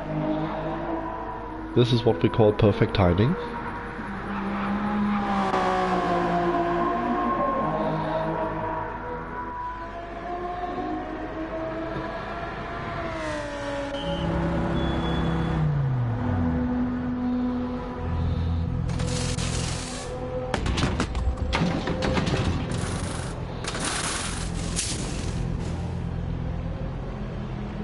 And there's the next car.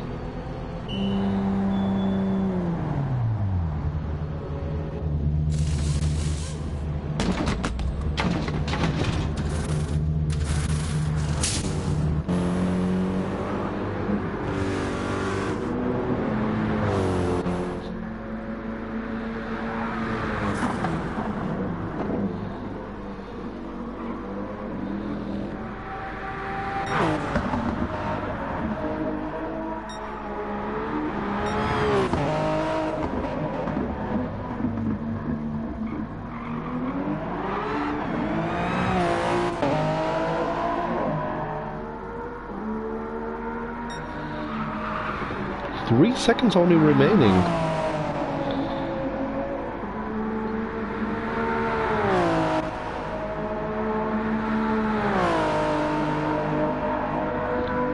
And Philip is staying out. So he really wants to go for the 2-stop, but I think it's really difficult at the moment.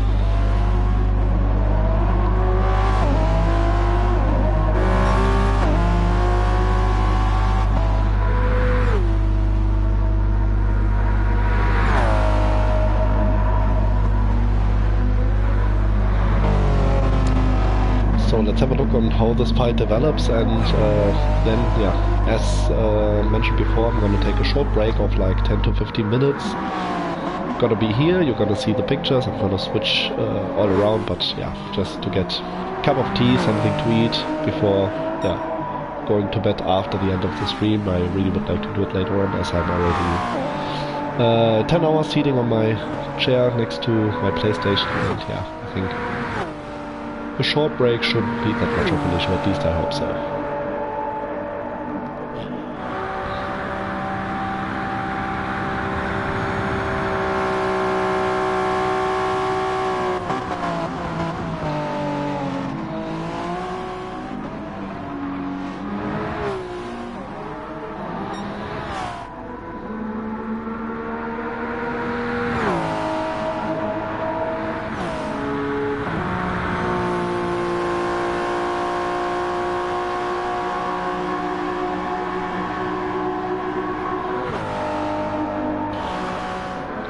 also an important factor on Juno's cars is he still has a little bit of hybrid energy left, which Philip Rage doesn't.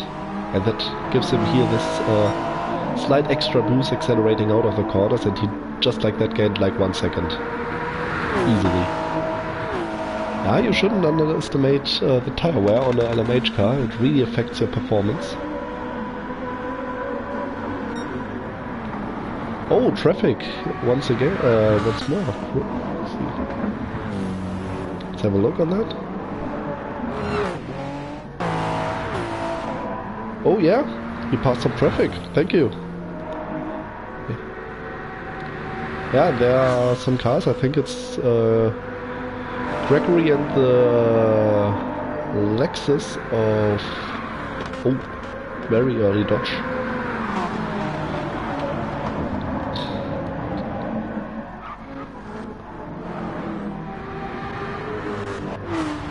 Yeah, favor, because Gregory went into the pits and they came out just behind each other. Philip Rage still in P3. I don't think he's going to maintain the gap any longer because Juno's on fire this lap.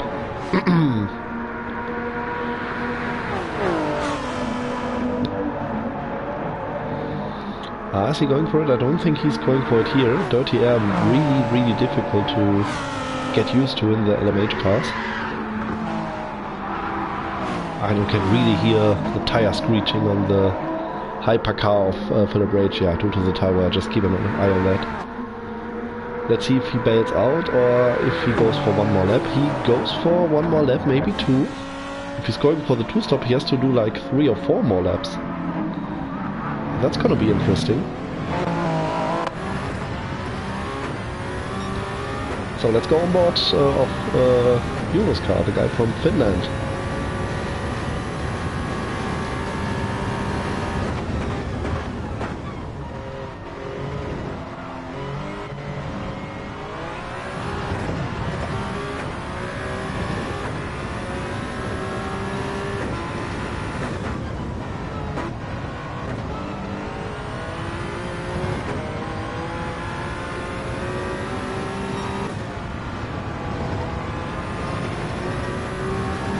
And I think now he has him. Yeah.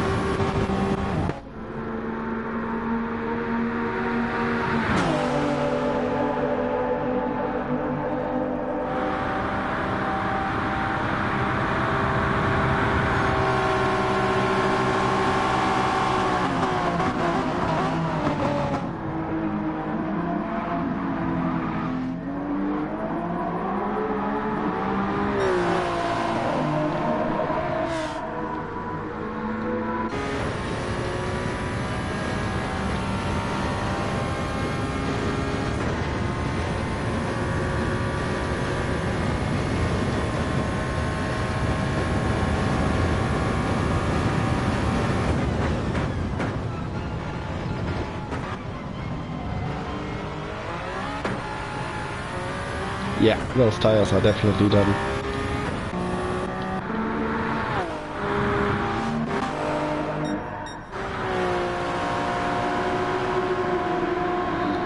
And Gregory also has been overtaken by Showtime's favor. Let's not forget Mega has to come into the pits once more.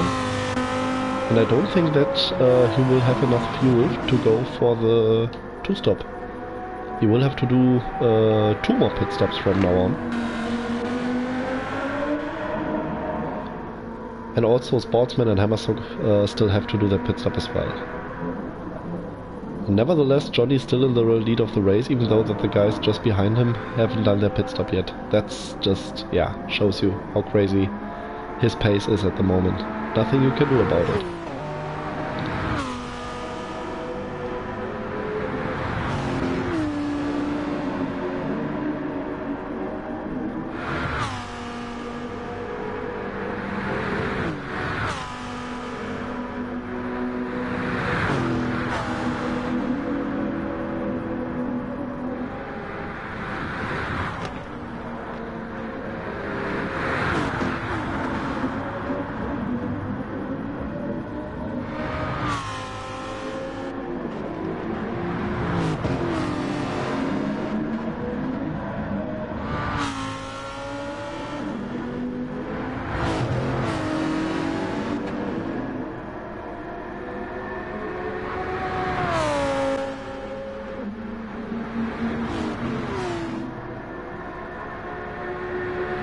Yeah, Megal is going to bail out. He's coming into the pits at the end of this lap as he's not enough fuel to do one more lap.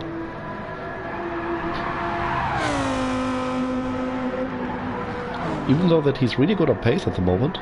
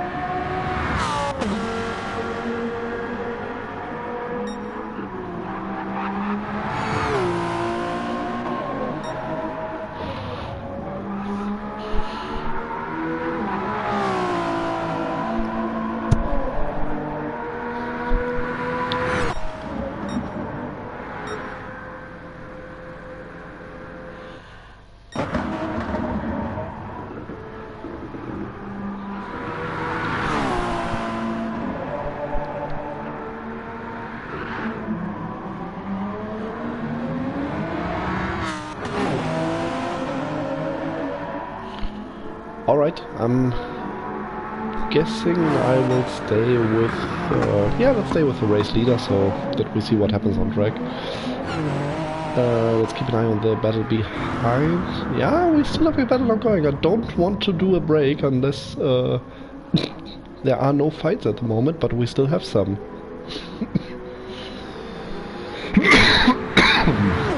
Yeah.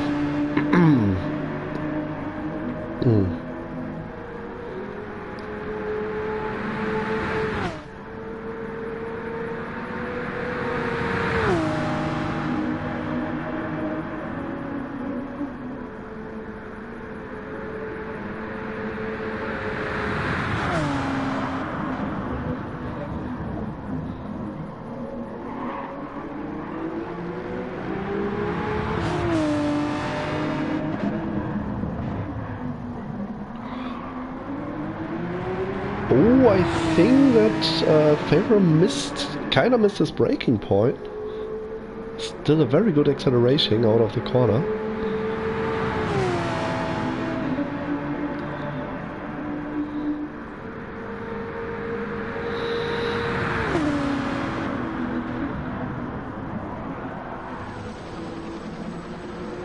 Very good fight by both cars. Still going side by side into the Porsche corners, but yeah, of course, as they are called the Porsche corners, the Porsche is allowed to have a bit of dominance here. And yeah, Gregory takes back P12 overall in the first lobby.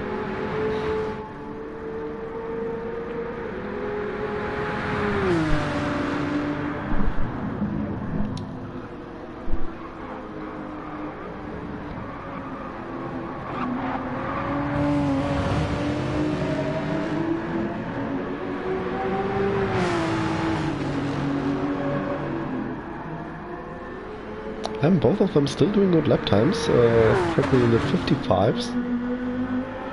Oh, Squishy Dealer with a 1 second penalty, chasing Sportsnet. If I'm not mistaken, Sportsmet is going through the two-stop as well, as is Hammershoek.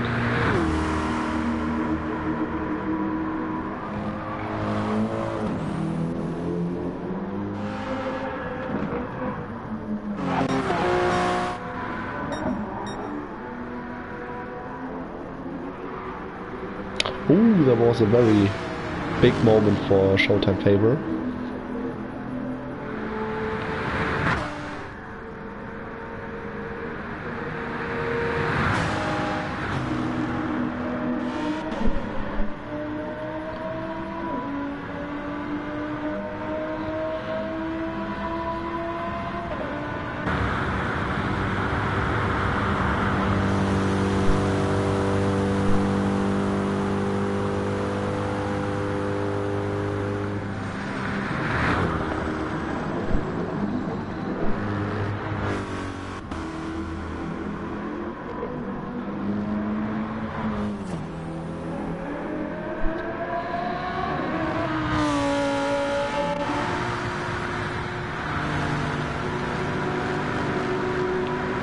Yeah, this is by far the most interesting battle that we have at the moment. Over the rest of the field, the gaps are at least 2 or 3 seconds large.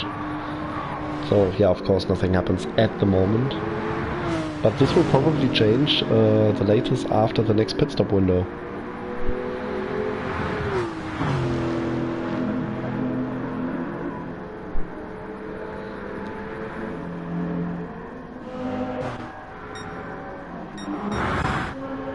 Yeah, the next smallest gap is that between Squishy Dealer and Sportsmet, which is 4.6 seconds long and will increase due to the penalty.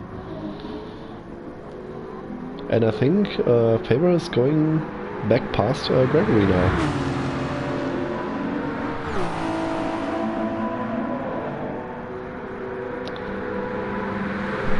Yeah, that's crazy. If you get a pedal malfunction and fight back like that, that's yeah, just crazy. I'm gonna keep an eye on the gap of Juno later on when yeah, the situation here has dissolved for the time being. Yeah, which has now, so let's see how big is the gap. Yeah, he's gaining back on Pekka. It's only 34 seconds, it was like a minute or so.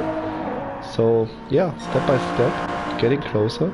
Even though that the hybrid energy has been lost now again, and yeah. Philip Rage coming into the pit lane finally, and yeah, doing his probably last scheduled pit stop.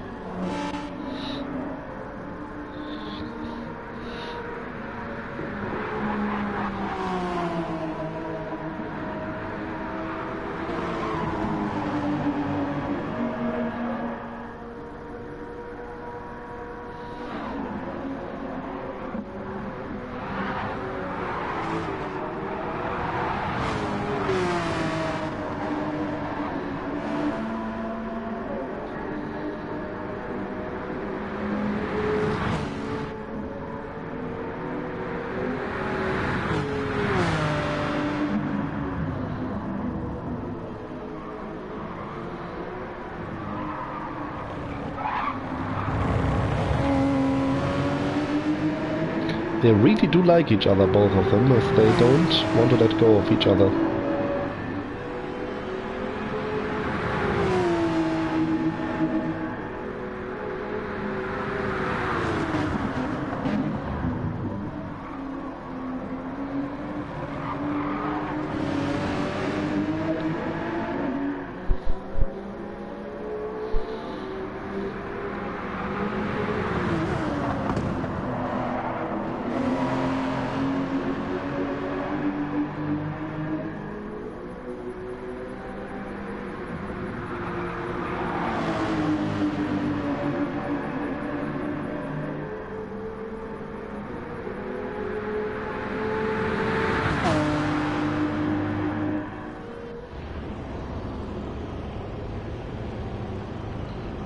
Yeah, both of them filling up the car entirely, so I think they are on a mission to go for the two-stop as well, so we won't see them in the pits under normal circumstances again.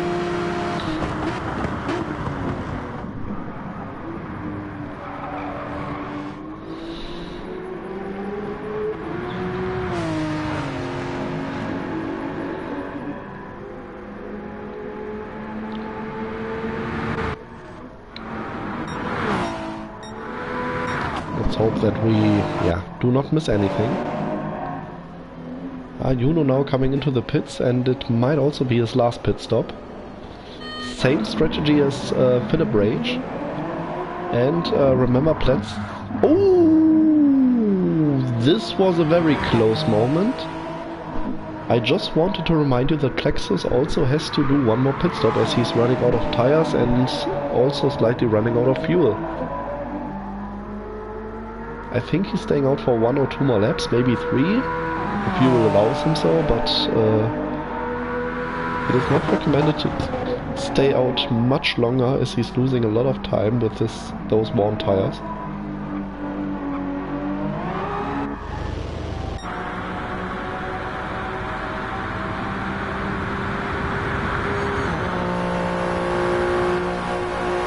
I think the car packer is behind Batman, if I'm not mistaken. Let's compare the lap times. Batman doing, it's like 4 seconds slower at the moment, so... And he just came out of the pits, so I don't think that he will fight Packer too much, as he knows that both of them are doing their own race and not fighting for positions. If they have fun each other. Of course, he is allowed to overtake Packer, and of course the 21 time was due to was before his pit stop. And he's keeping up very good.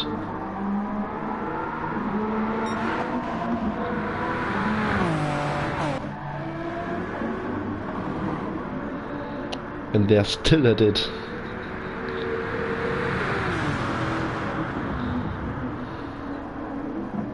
Very good racing, very fair.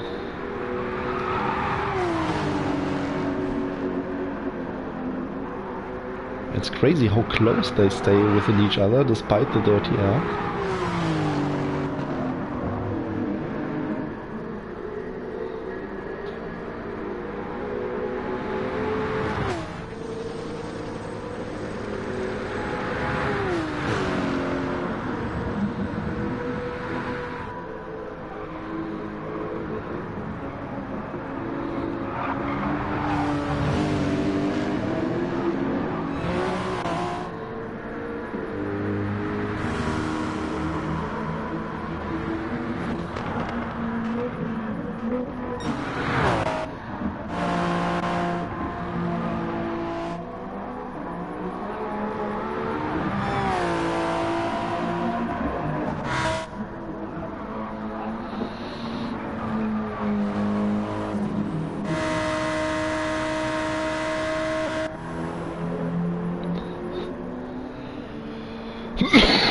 And this is still gonna be interesting because both of them will do one more pit stop. The fact of the matter is, Morata's pit stop will be a bit longer.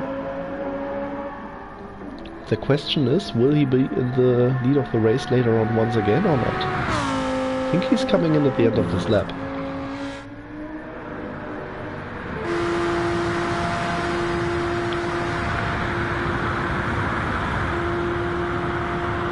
Let's see how Gregory exits the chicane, if slipstream is still a factor for Showtime favor.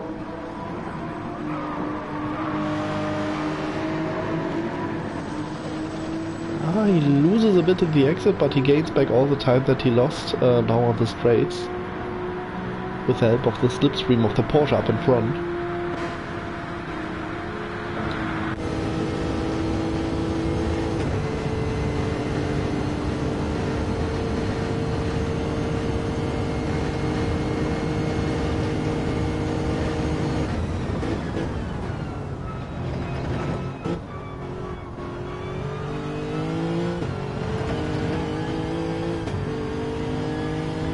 I really like the sound of the Lexus, this deep roaring V8 sound, which actually in real life is way louder than you might expect.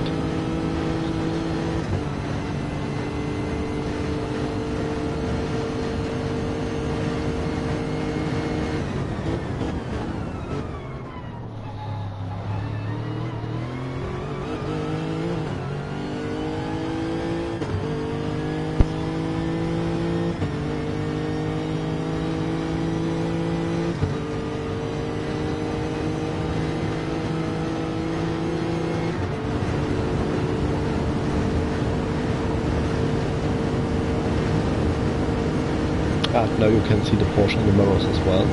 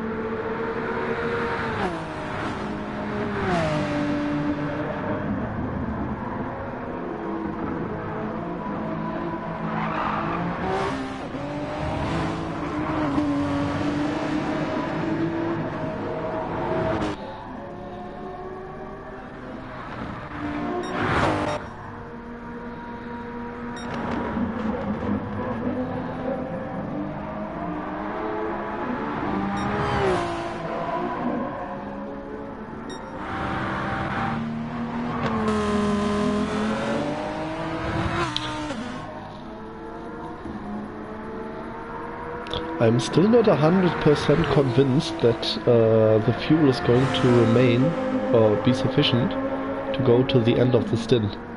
I think he has to come in for a splash and dash once more.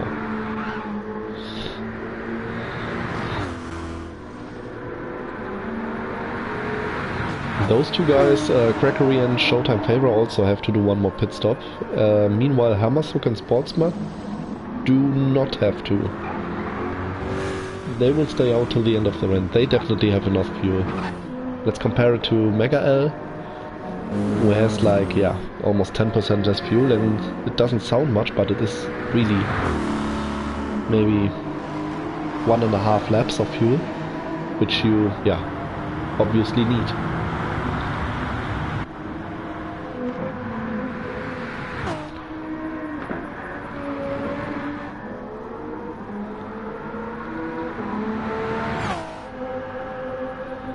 Moata's coming in to the pit lane at the end of this lap. 16.3 seconds a gap.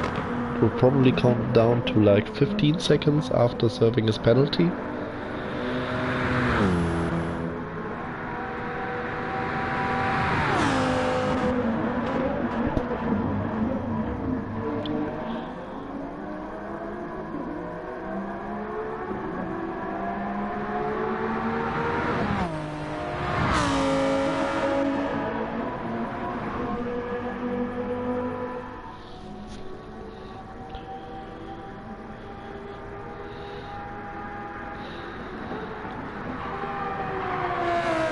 Yeah, as expected, like 15 seconds the gap after serving the penalty, even a bit less, but of course Johnny on a bit fresher tires, not that much fresher to be honest, because Moata Boost, yeah, is doing a really good job on managing his tires since yeah, the start of the race, and yeah, we're already 2 hours in, and still the biggest surprise is for me that by far the best tire management of all cars is by a Lamborghini, which most people always think has like the worst tire management.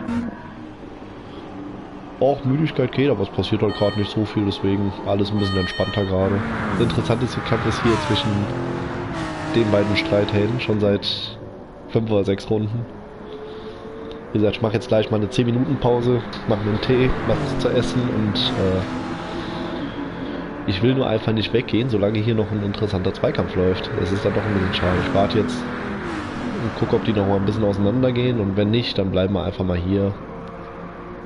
Für 2 Runden passiert dann hoffentlich nichts. Überall anders hat sich erstmal alles eingegroovt. Ja, Moata kommt jetzt rein.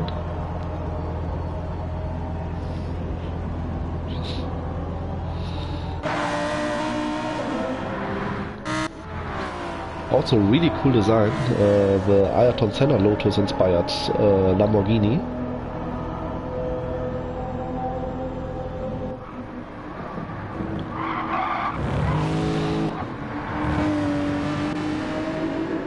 Yeah, they have been apart for a bit of time, and then yeah, the gap closes back. As if there were two magnets on both cars and they always attract each other. Crazy stuff. It doesn't even need to refuel the car entirely.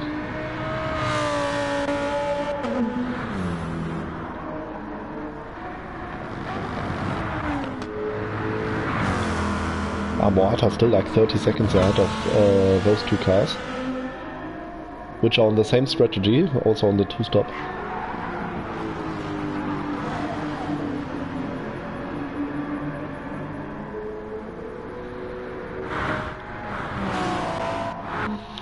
And Plex is also coming in to the pits. I think the gap was like 30 seconds big or so. Yeah, 27.5. It was really close for the first 30 to 40 minutes. It was like moving around 2 seconds or so, especially when there was traffic, but then Joe of the Fire decided to, yeah, just basically pull away. Still doing 22s, 21s, even though that he hasn't any hybrid energy left, but yeah. Crazy stuff. It could have been interesting if it hasn't been, as we've been informed before, for some pedal problems on Juno's car. Because he's on a two-stop strategy and doing an awesome job, doing great lap times.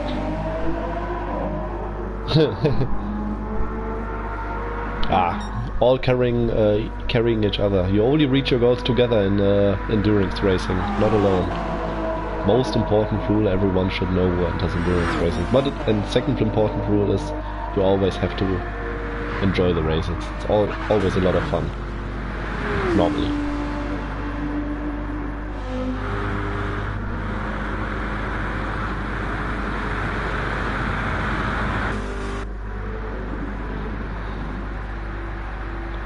So let's see how big the gap is between Crackery and of course at the same time Showtime Favor and Hammersuk, because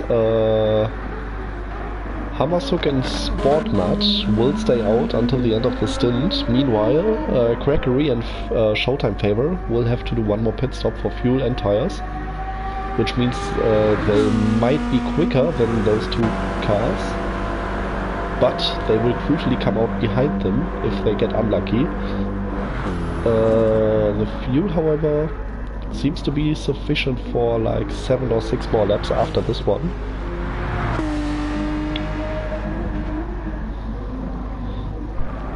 Schaden? Habe ich was übersehen?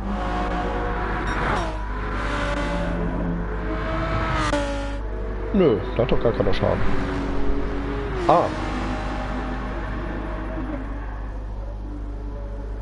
Ach so, Lobby 2, ja. Don Camillo wird auf jeden Fall Freunde, denke ich mal, dabei haben, wenn er noch wach ist.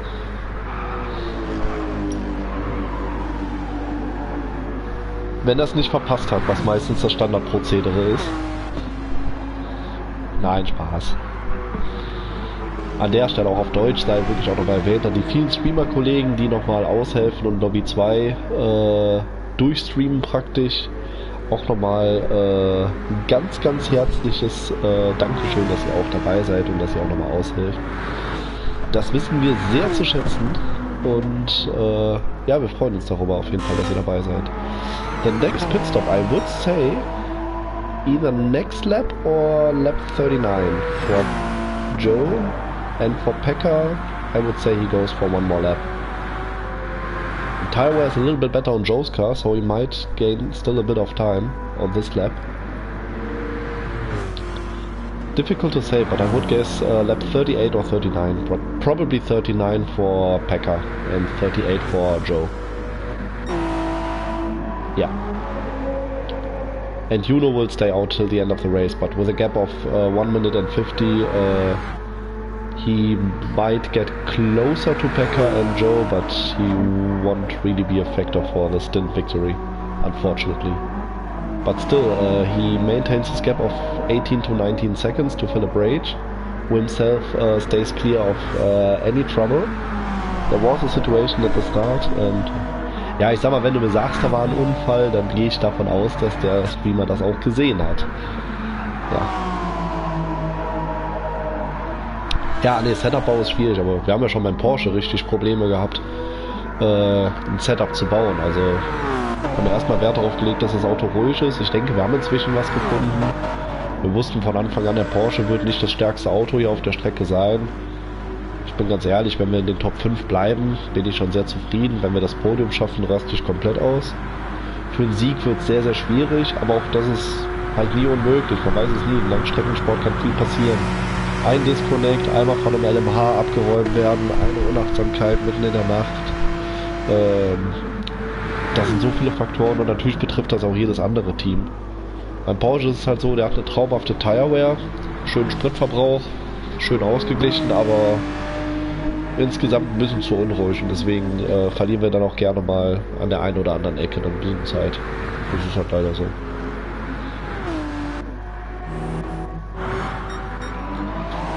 So, let's wait until Joe and Pekka enter the pit lane and then I will take my 10-minute break and yeah, regain some energy.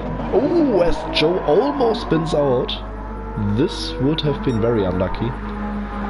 Yeah, let's wait until both of them do their pit stop so that the top 4 are basically, yeah, on the same page, let's say it like that.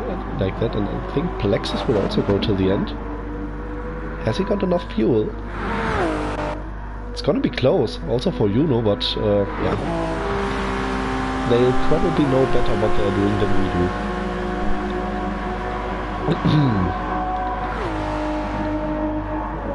Muss aber sagen, für den 919er, mit dem wir damals gefahren sind, Big Mac, da haben wir eigentlich ein ganz solides Setup gefunden sogar.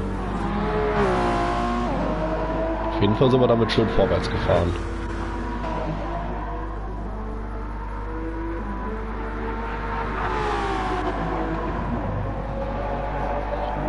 Also really cool design by Team Capital, the Toyota GT1 design.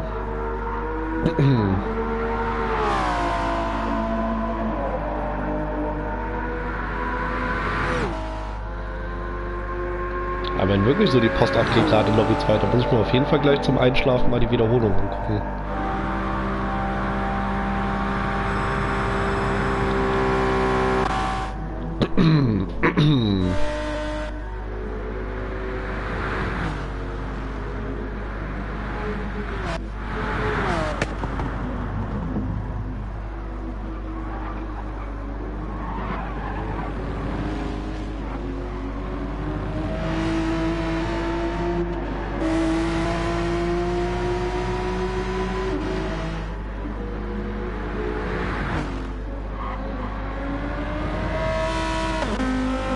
So the gap between Hammershoek and Crackery, 1 minute and 4 seconds. 1 minute and 7 seconds between Showtime Favorite Hammershoek. Sportsman 2 seconds behind Hammershoek. So this is important to know because, yeah, remember in 4 to 5 laps, Crackery and Showtime Favor will enter the pit lane for one last time for fuel and tires.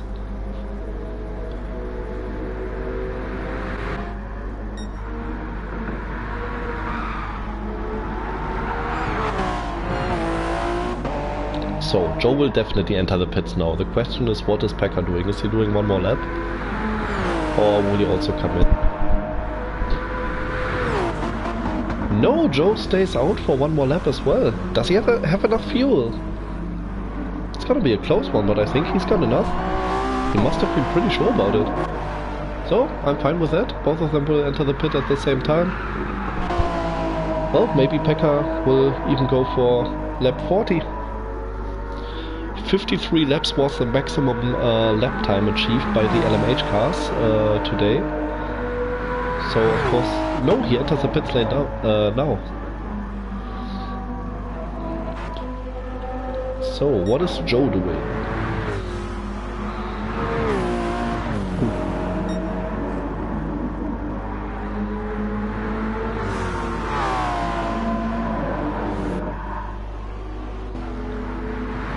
Pekka will easily stay ahead of Juno. 2 minutes the gap between both of them. The pit stop will take like maximum of 1 minute and 10 seconds, something like that. I think it's even only 1 minute. So there's the car approaching. Everyone's getting ready for a tire change.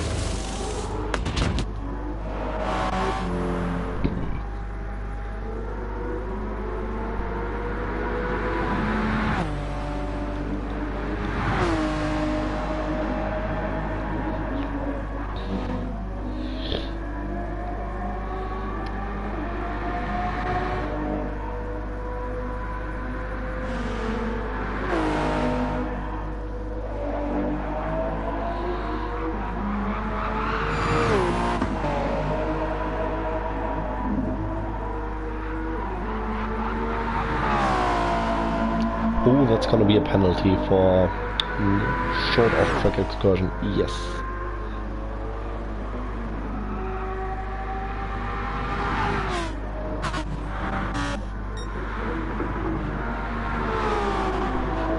So, Pekka back out on the track with, yeah, a little bit less than 70% of fuel, which should be enough to go till the end.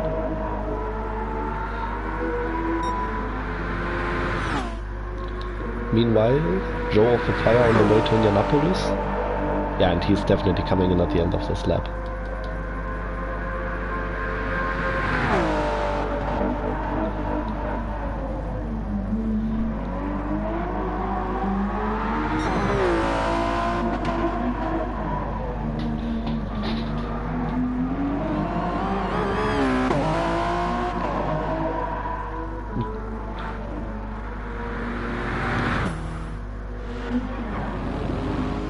And Johnny will be the first one of the 3 stoppers to enter the pit lane once again.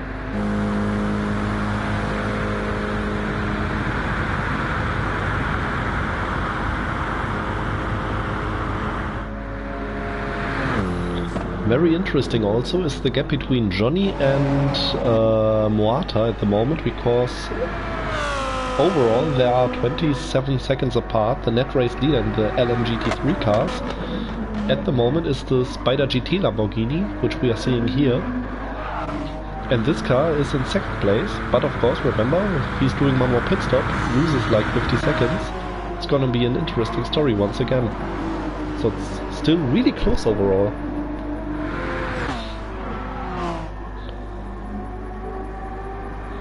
Also very close is the battle between P4 and P5.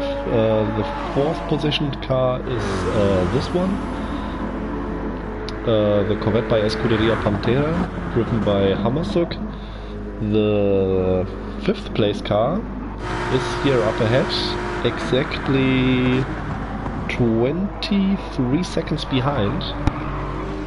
Which, of course, at the moment he's gaining a lot of time, but after the next pit stop, maybe it will appear a bit different, but Crackery still pulling away, and would you believe it, back to the slipstream of favor, so back in his natural habitat.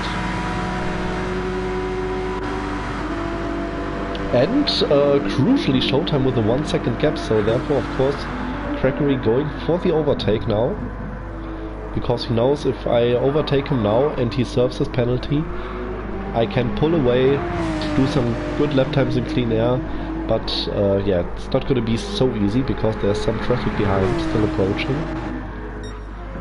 Meanwhile, Joe made his pit stop, refueled a little bit more, and yeah, stayed easily in the lead with I think like 30 seconds. We're going to see the exact delta after Pekka crosses the start-finish line and the gap starts to settle itself back to 30 seconds approximately. Yeah, it's also a bit less. So Pekka gained back a bit of time with a fresh set of tires. Nice job.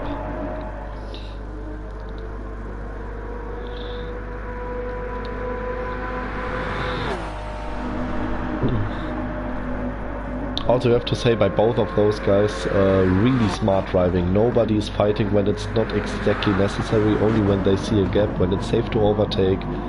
And you can see it on the lap times of both of them. Consistent 55s for Crackery, also very good lap times by Favor, 55s to 54s. and very fairly putting aside Showtime favor, staying clear of the racing line while serving his penalty. That's what we want to see, gentlemen's agreement. Don't interfere with other cars. So yeah, 45 minutes remaining, and yeah, as promised, I'm going to take my break now, as Johnny's going to be the next one probably to do his pit stop. We stay with him, we haven't seen him for a long time, so yeah. Just in case that I'm going to miss it, you will see where it comes out, and yeah, I'm going to be back in 5 to 10 minutes approximately, so yeah, enjoy the race, gonna be back soon.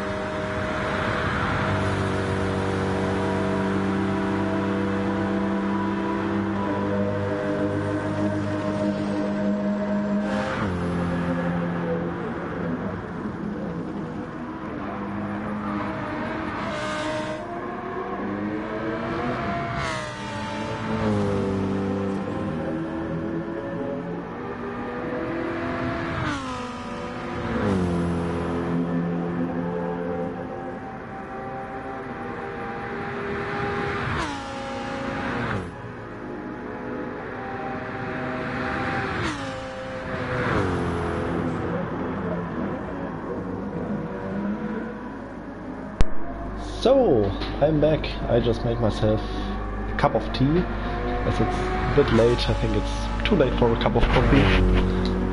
And I need my sleep later on, so yeah. And yeah, as we expected, Johnny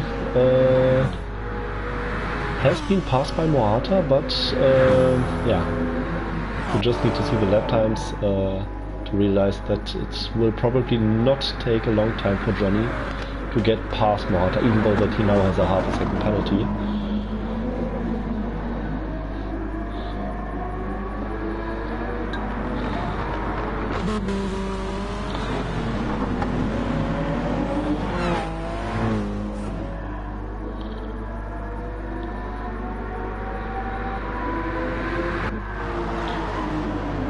And perfect timing, because both of them will also enter the pit lane as well. They overtook each other once again. This is what we missed, so yeah, apologies for that, but yeah, I really just needed like a 5-minute break. Didn't even go to the toilet.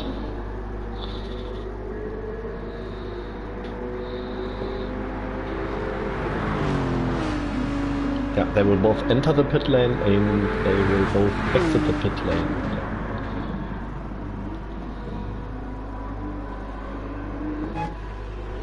Ooh, this is going to be interesting.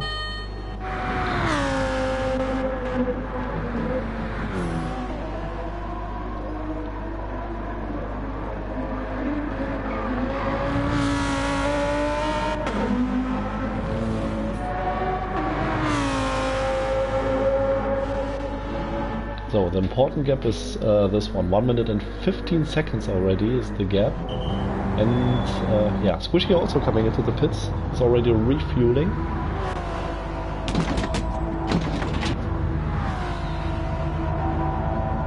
Oh, Showtime Favor, if I'm not mistaken, did not change his tires.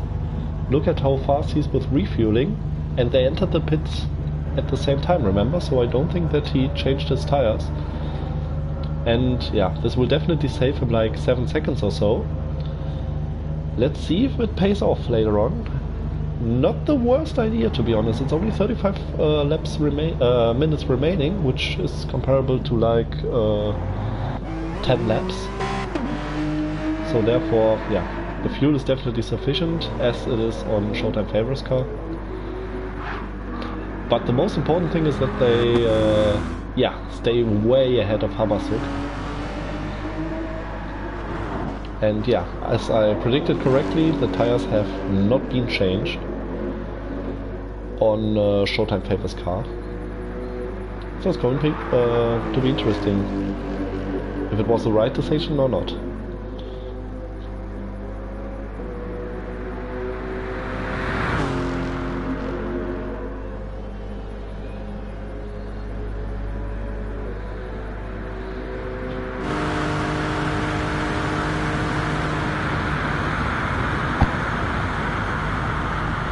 Showtime Favor, by the way, we have mentioned him racing for Nova Racing, at the moment in P3 overall, in the P3 in the GT3 class.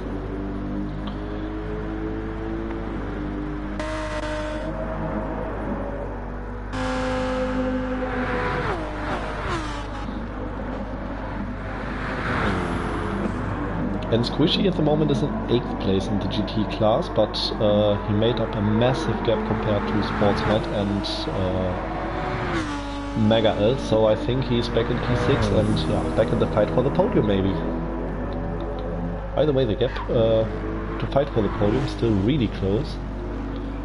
And yeah, at the moment both of them should be equally fast, but that can change in 10 laps, or maybe it doesn't.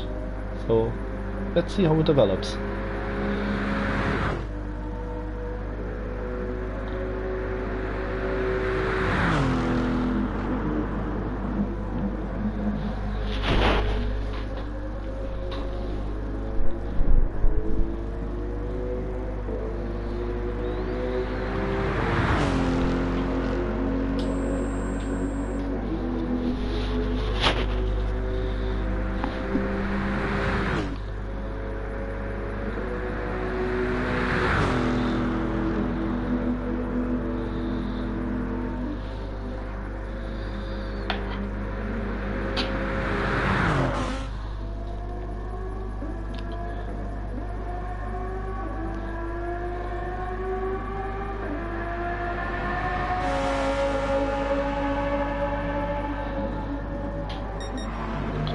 So let's keep an eye on the GT, LMH class as well. We haven't done so for a long time. Because Pekka gained back a few positions, but not that much, to be honest.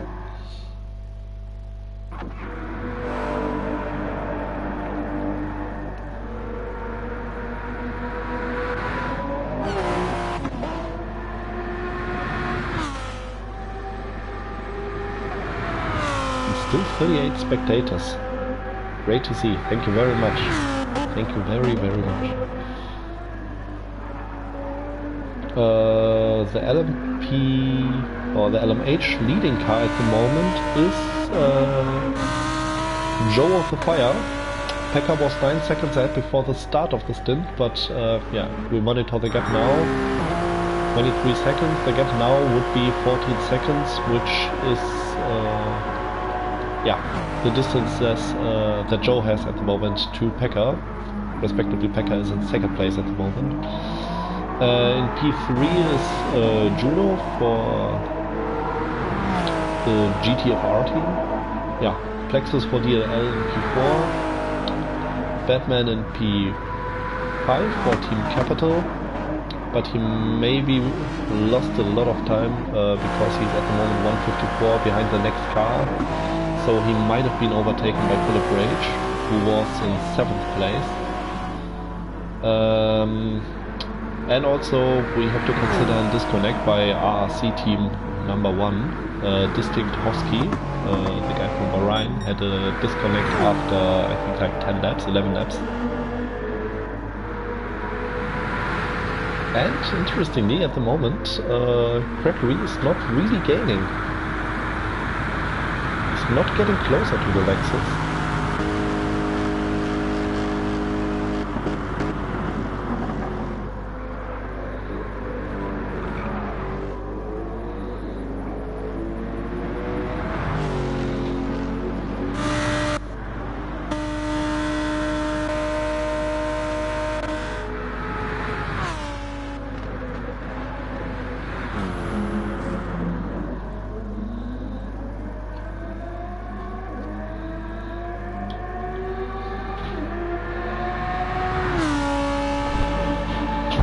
So I'm going to set myself a timer already to wake up in exactly 6 hours, so I'm probably only going to get like 5 hours of sleep, because of course we first want to finish the stint. 30 minutes remaining, or to be precise 29 minutes and 9 seconds. We're going to move through the field in a couple of moments, so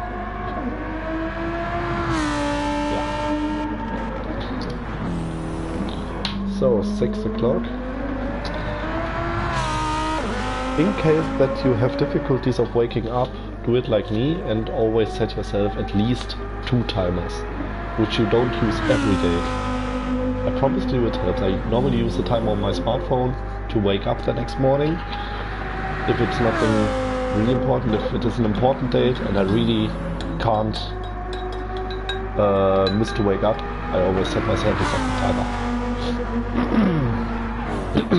And it always works. So Johnny's gaining on Mohata at least a bit, even though the tires on Mohata's car are still crazily good. And Favor is pulling away from Crackery.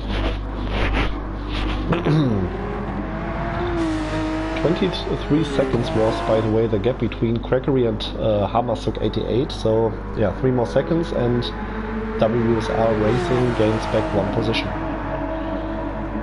And they're still in the fight for the podium. As well as, of course, this team is still.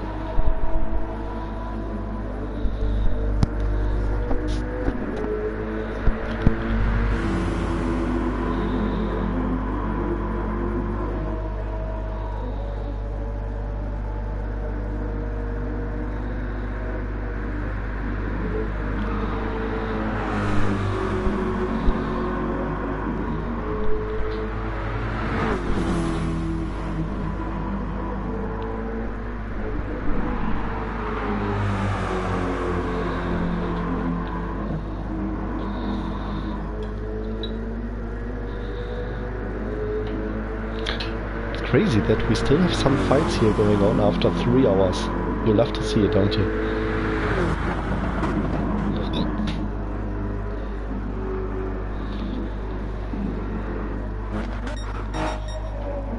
Yeah, the gap is increasing once again, so now the net lead is 16 seconds already for Joe of the Fire.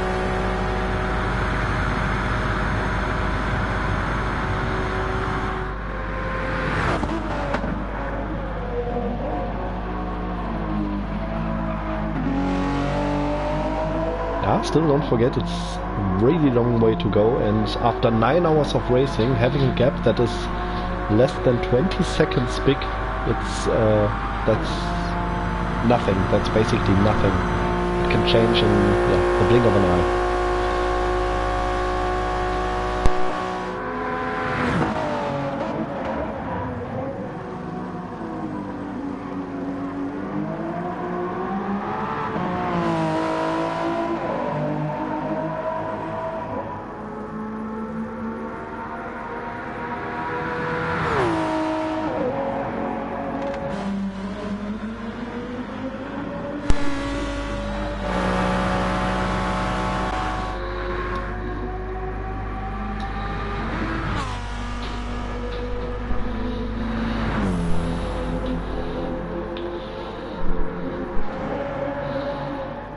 Oh, Squishy Leader once again with a penalty.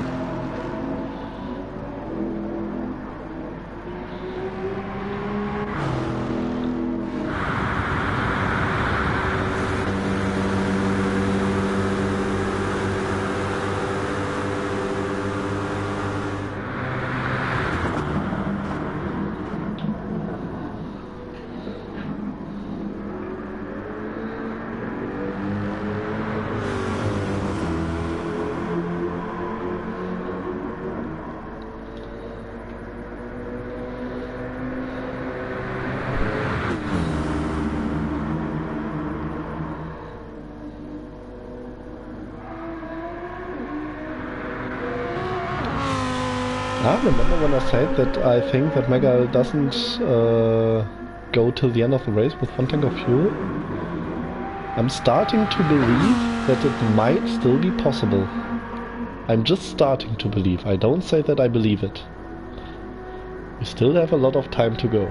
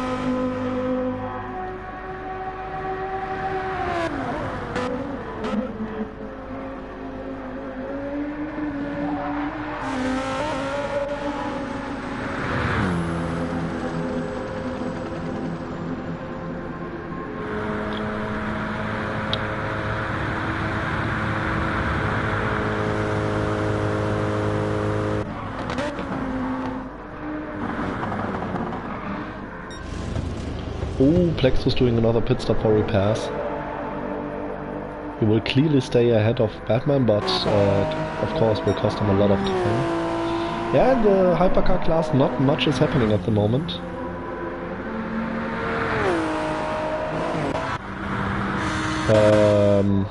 Do you mean Plexus, or because he also had damage at the front?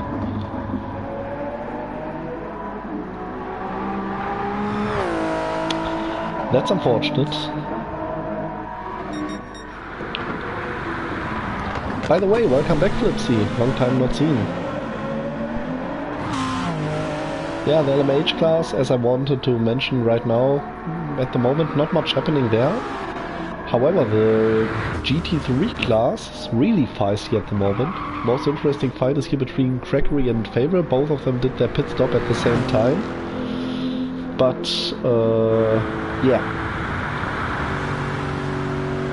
As you can see, Showtime didn't change his tires. And yeah, Johnny doing an amazing job in the BMW. Having no problems whatsoever. But interestingly, even though that he was leading all the time, Mohata has gained back the lead for now, because he made one pit stop less and he's doing an awesome job on saving tires, which is crazy on a Lamborghini.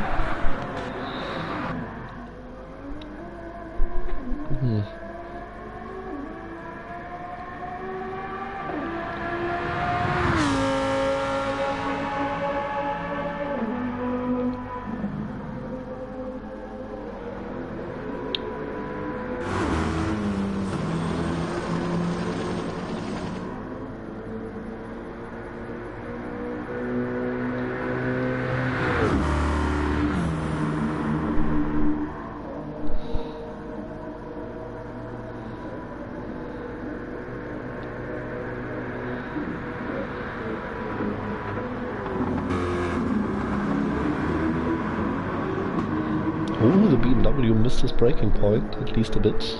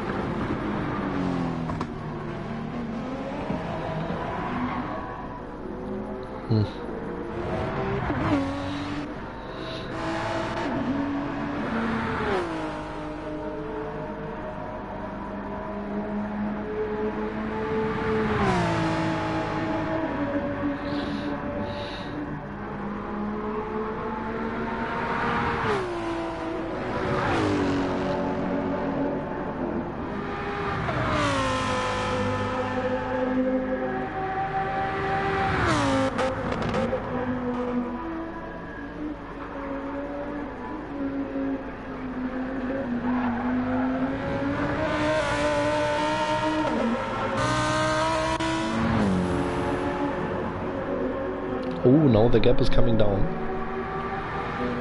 It seems like Johnny has woken up again and is now really pushing everything out of this BMW what he can. Fastest lap, by the way, also set by Johnny, if I'm not mistaken, 3:53.2 or 3, if I remember correctly. I think both.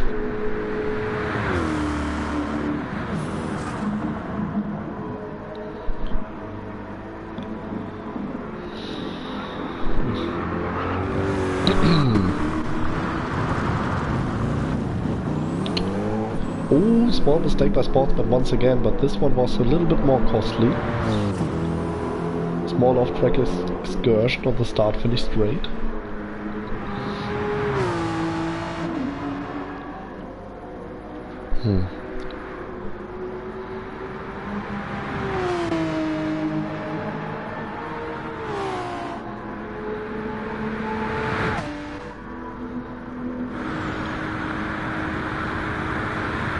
So both of them will have to do 4 more laps after this.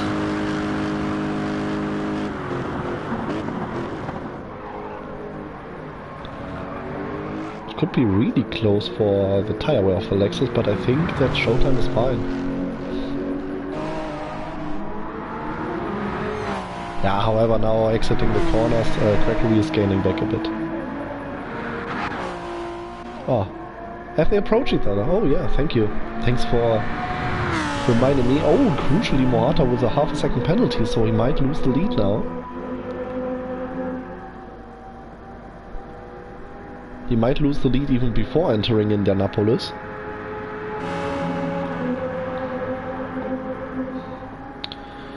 And Johnny seems to be passed, and yeah, he passed him.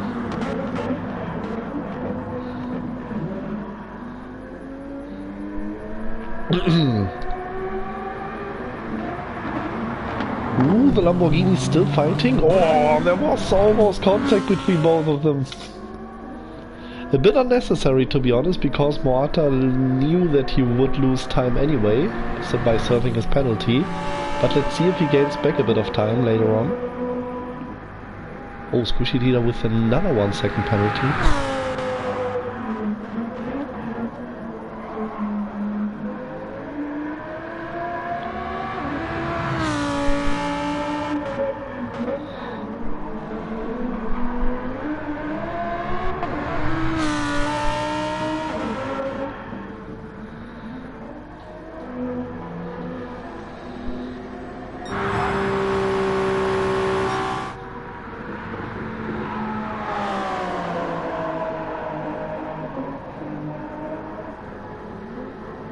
Oh, I think this was very close with the track limit, but it seems to be okay.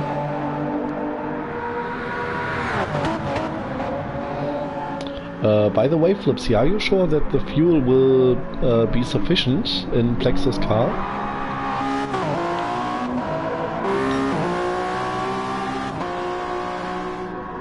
Because it could be still really, really close. And I don't think that he has enough fuel on board for 5 more laps.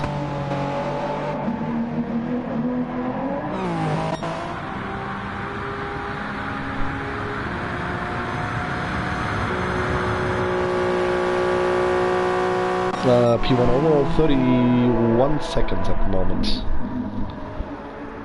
So overall 22 seconds.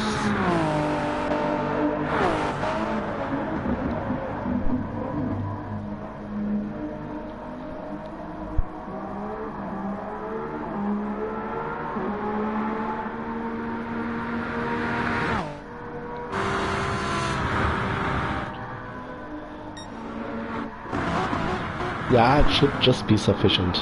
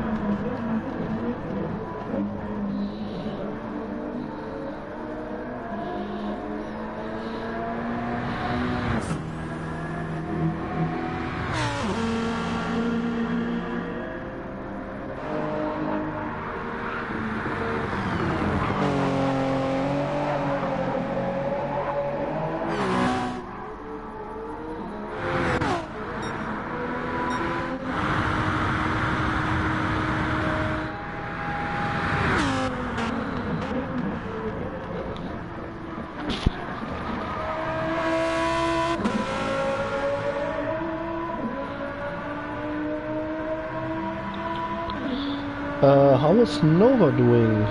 Let's have a look.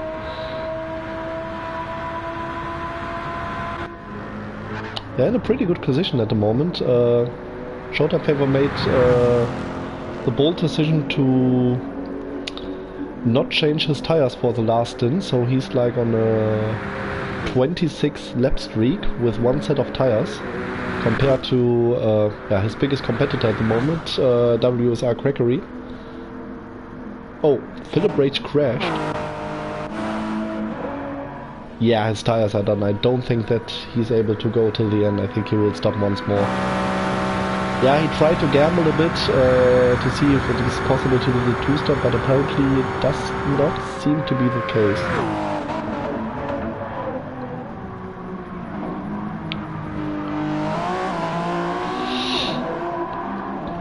Yeah, it's now just a fight with the entire car, which really is no fun.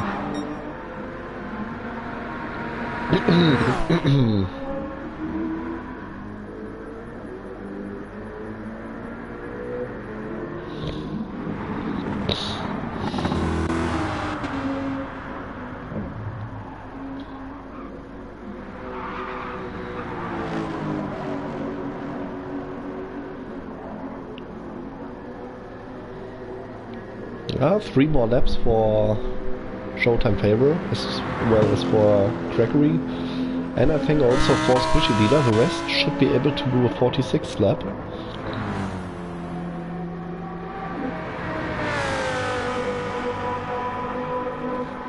Yeah, that's always great to see. No, the Nova guys, I think you missed the most awesome thing, which was Showtime Favor and WSR Gregory fighting for position, like, I think for 10 laps back to back. Being like at maximum time, 2 seconds apart, always closing the gap back to each other, always changing positions, but most importantly always fair, no trouble whatsoever. And yeah, now at the moment it seems that Showtime Favor seems to have made the correct decision by not changing tires. It saved him like 7 seconds or so, and now he's just pulling away.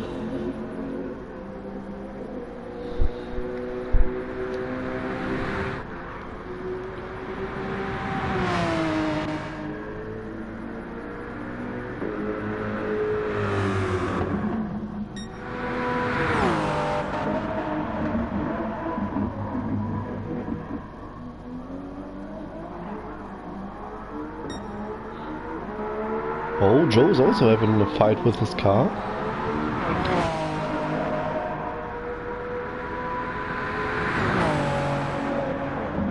No, he's staying out. Philip Rage might go till the end. Yeah, it's a bit too late to do another pit stop. You might just lose like 5 seconds per lap, which sum up to 15 seconds, compared to 15 seconds or like 30 seconds by doing a pit stop.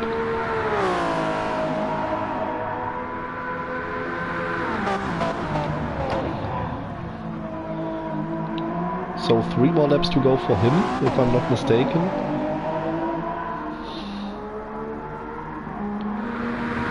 It's gonna be torture for the tires, but yeah, let's give it all.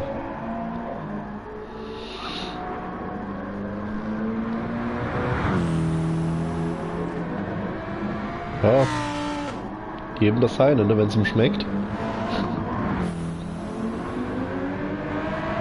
Weißt du Bescheid, Flipsy?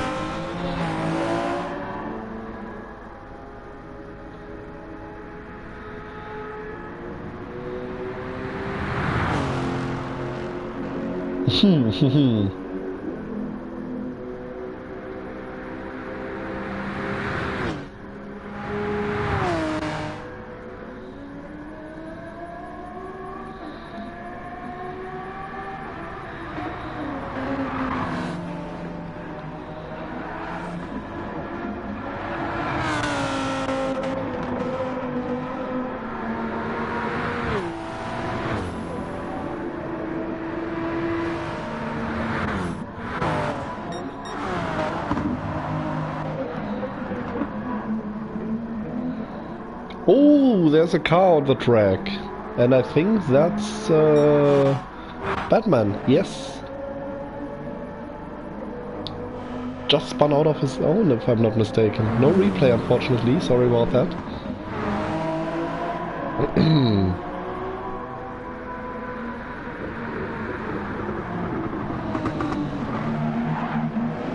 Oh, crazy power drift.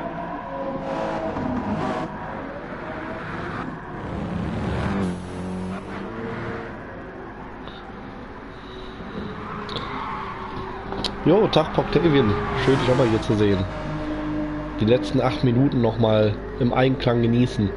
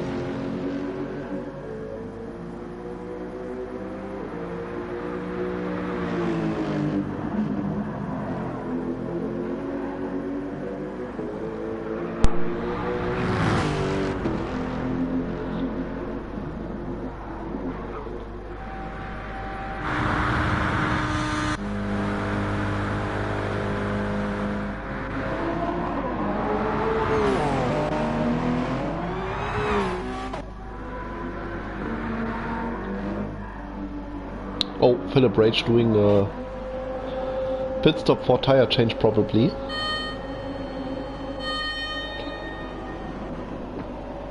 Yeah, he had to, because I think the risk of crashing would have been too high at this point.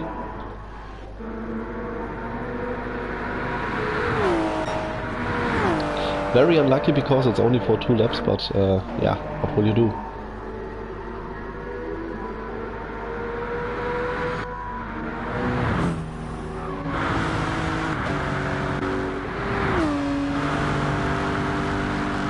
Ah, the gap is not really decreasing between those two.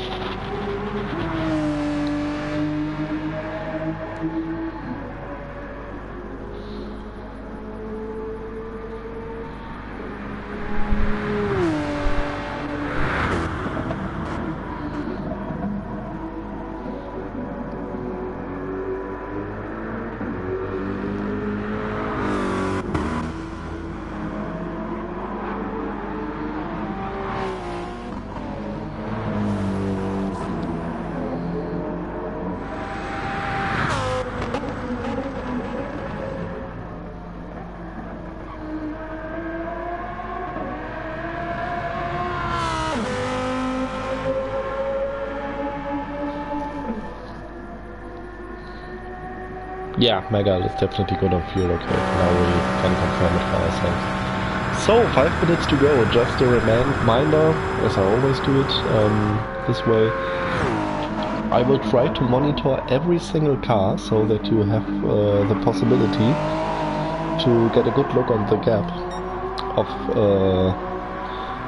the car crossing the start-finish line, so that in case that one of your drivers misses it, you just need to rewind the stream and yeah, you can get a glimpse of when the car passed the line. Of course, because the GT3 cars do lap times at around 4 minutes, the probability is really high that some cars might not even cross the start-finish line, because after the first car crosses the line, after the end of the stint, you only have like a 3-minute countdown, so keep that in mind. And yeah, I think that's basically it. Before I forget it and before I go to sleep myself, I'm just going to validate my balance of performance, which I honestly almost forgot, which really would be annoying. So yeah, I still have 3 minutes. What do we focus on? Yeah, I think that's the most interesting battle, at least it was, but nothing really happened there.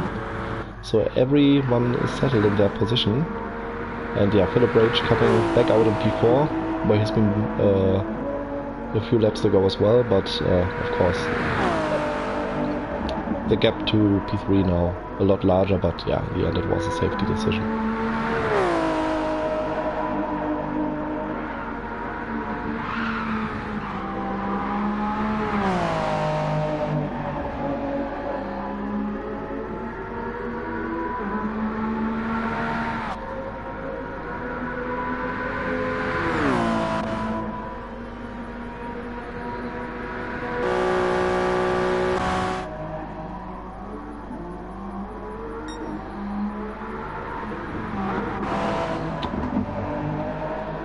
So let's see, where is the race leader? So he will definitely do one more lap. Pekka will also do one more lap, but I think for Juno it's going to be a lot closer. I don't think that he will do one more lap. He might just be able to do one more lap, but he will not be able to finish it.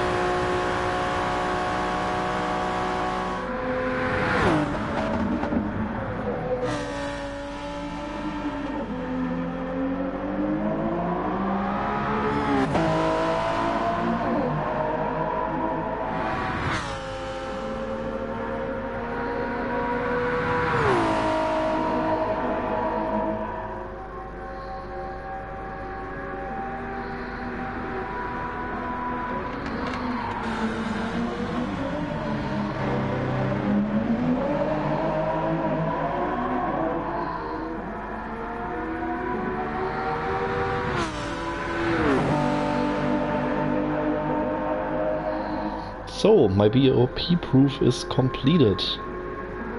Glad I did that before going to sleep, because I would have been really annoyed if I forgot it. So, we're entering the last minute. And yeah, we can already start to slightly focus who will cross the start-finish line first. And to be honest, I think we are looking at the car who will do so. No, it's going to be the Lamborghini behind. Yeah, Squishy Leader might be the first car to cross the start-finish line. If I'm not mistaken, the third place car in the GT3 class. Very unlucky for the team in the first two stints, but I think he did an awesome job, so yeah, props to him. 30 seconds to go. I'm pretty sure now that Juno will open one more lap, unless he decides not to do so by himself.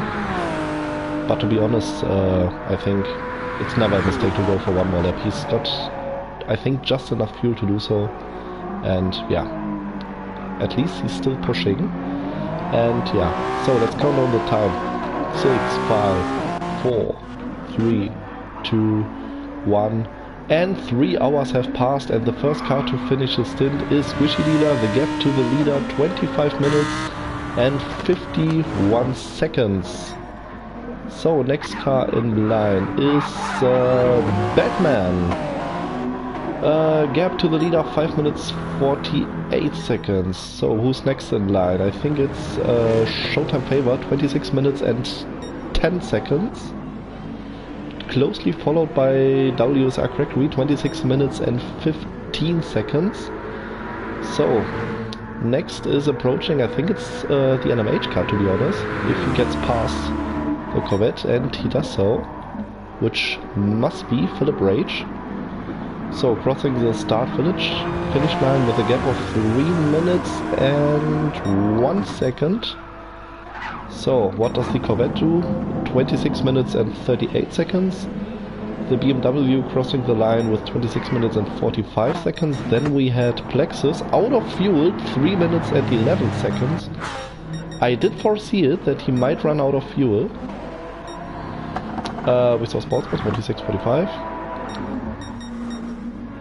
And yeah, who else do we have? We have Mega L crossing the line with 27 minutes and 5 seconds of a gap to the leader. And I probably missed someone. Plexus 3 minutes 11. No, yeah, Joe of the Fire, the race leader. Congratulations. I knew I forgot someone. Of course, no gap for him, as he is obviously the leader of the race. And he's probably the last one to cross the line. Pekka, with a gap of 33.674 seconds to P1. So 3 cars only remaining, which are Distinct Moata. He still has 1 minute to go. He will not be able to cross the line in this time, and neither will Johnny.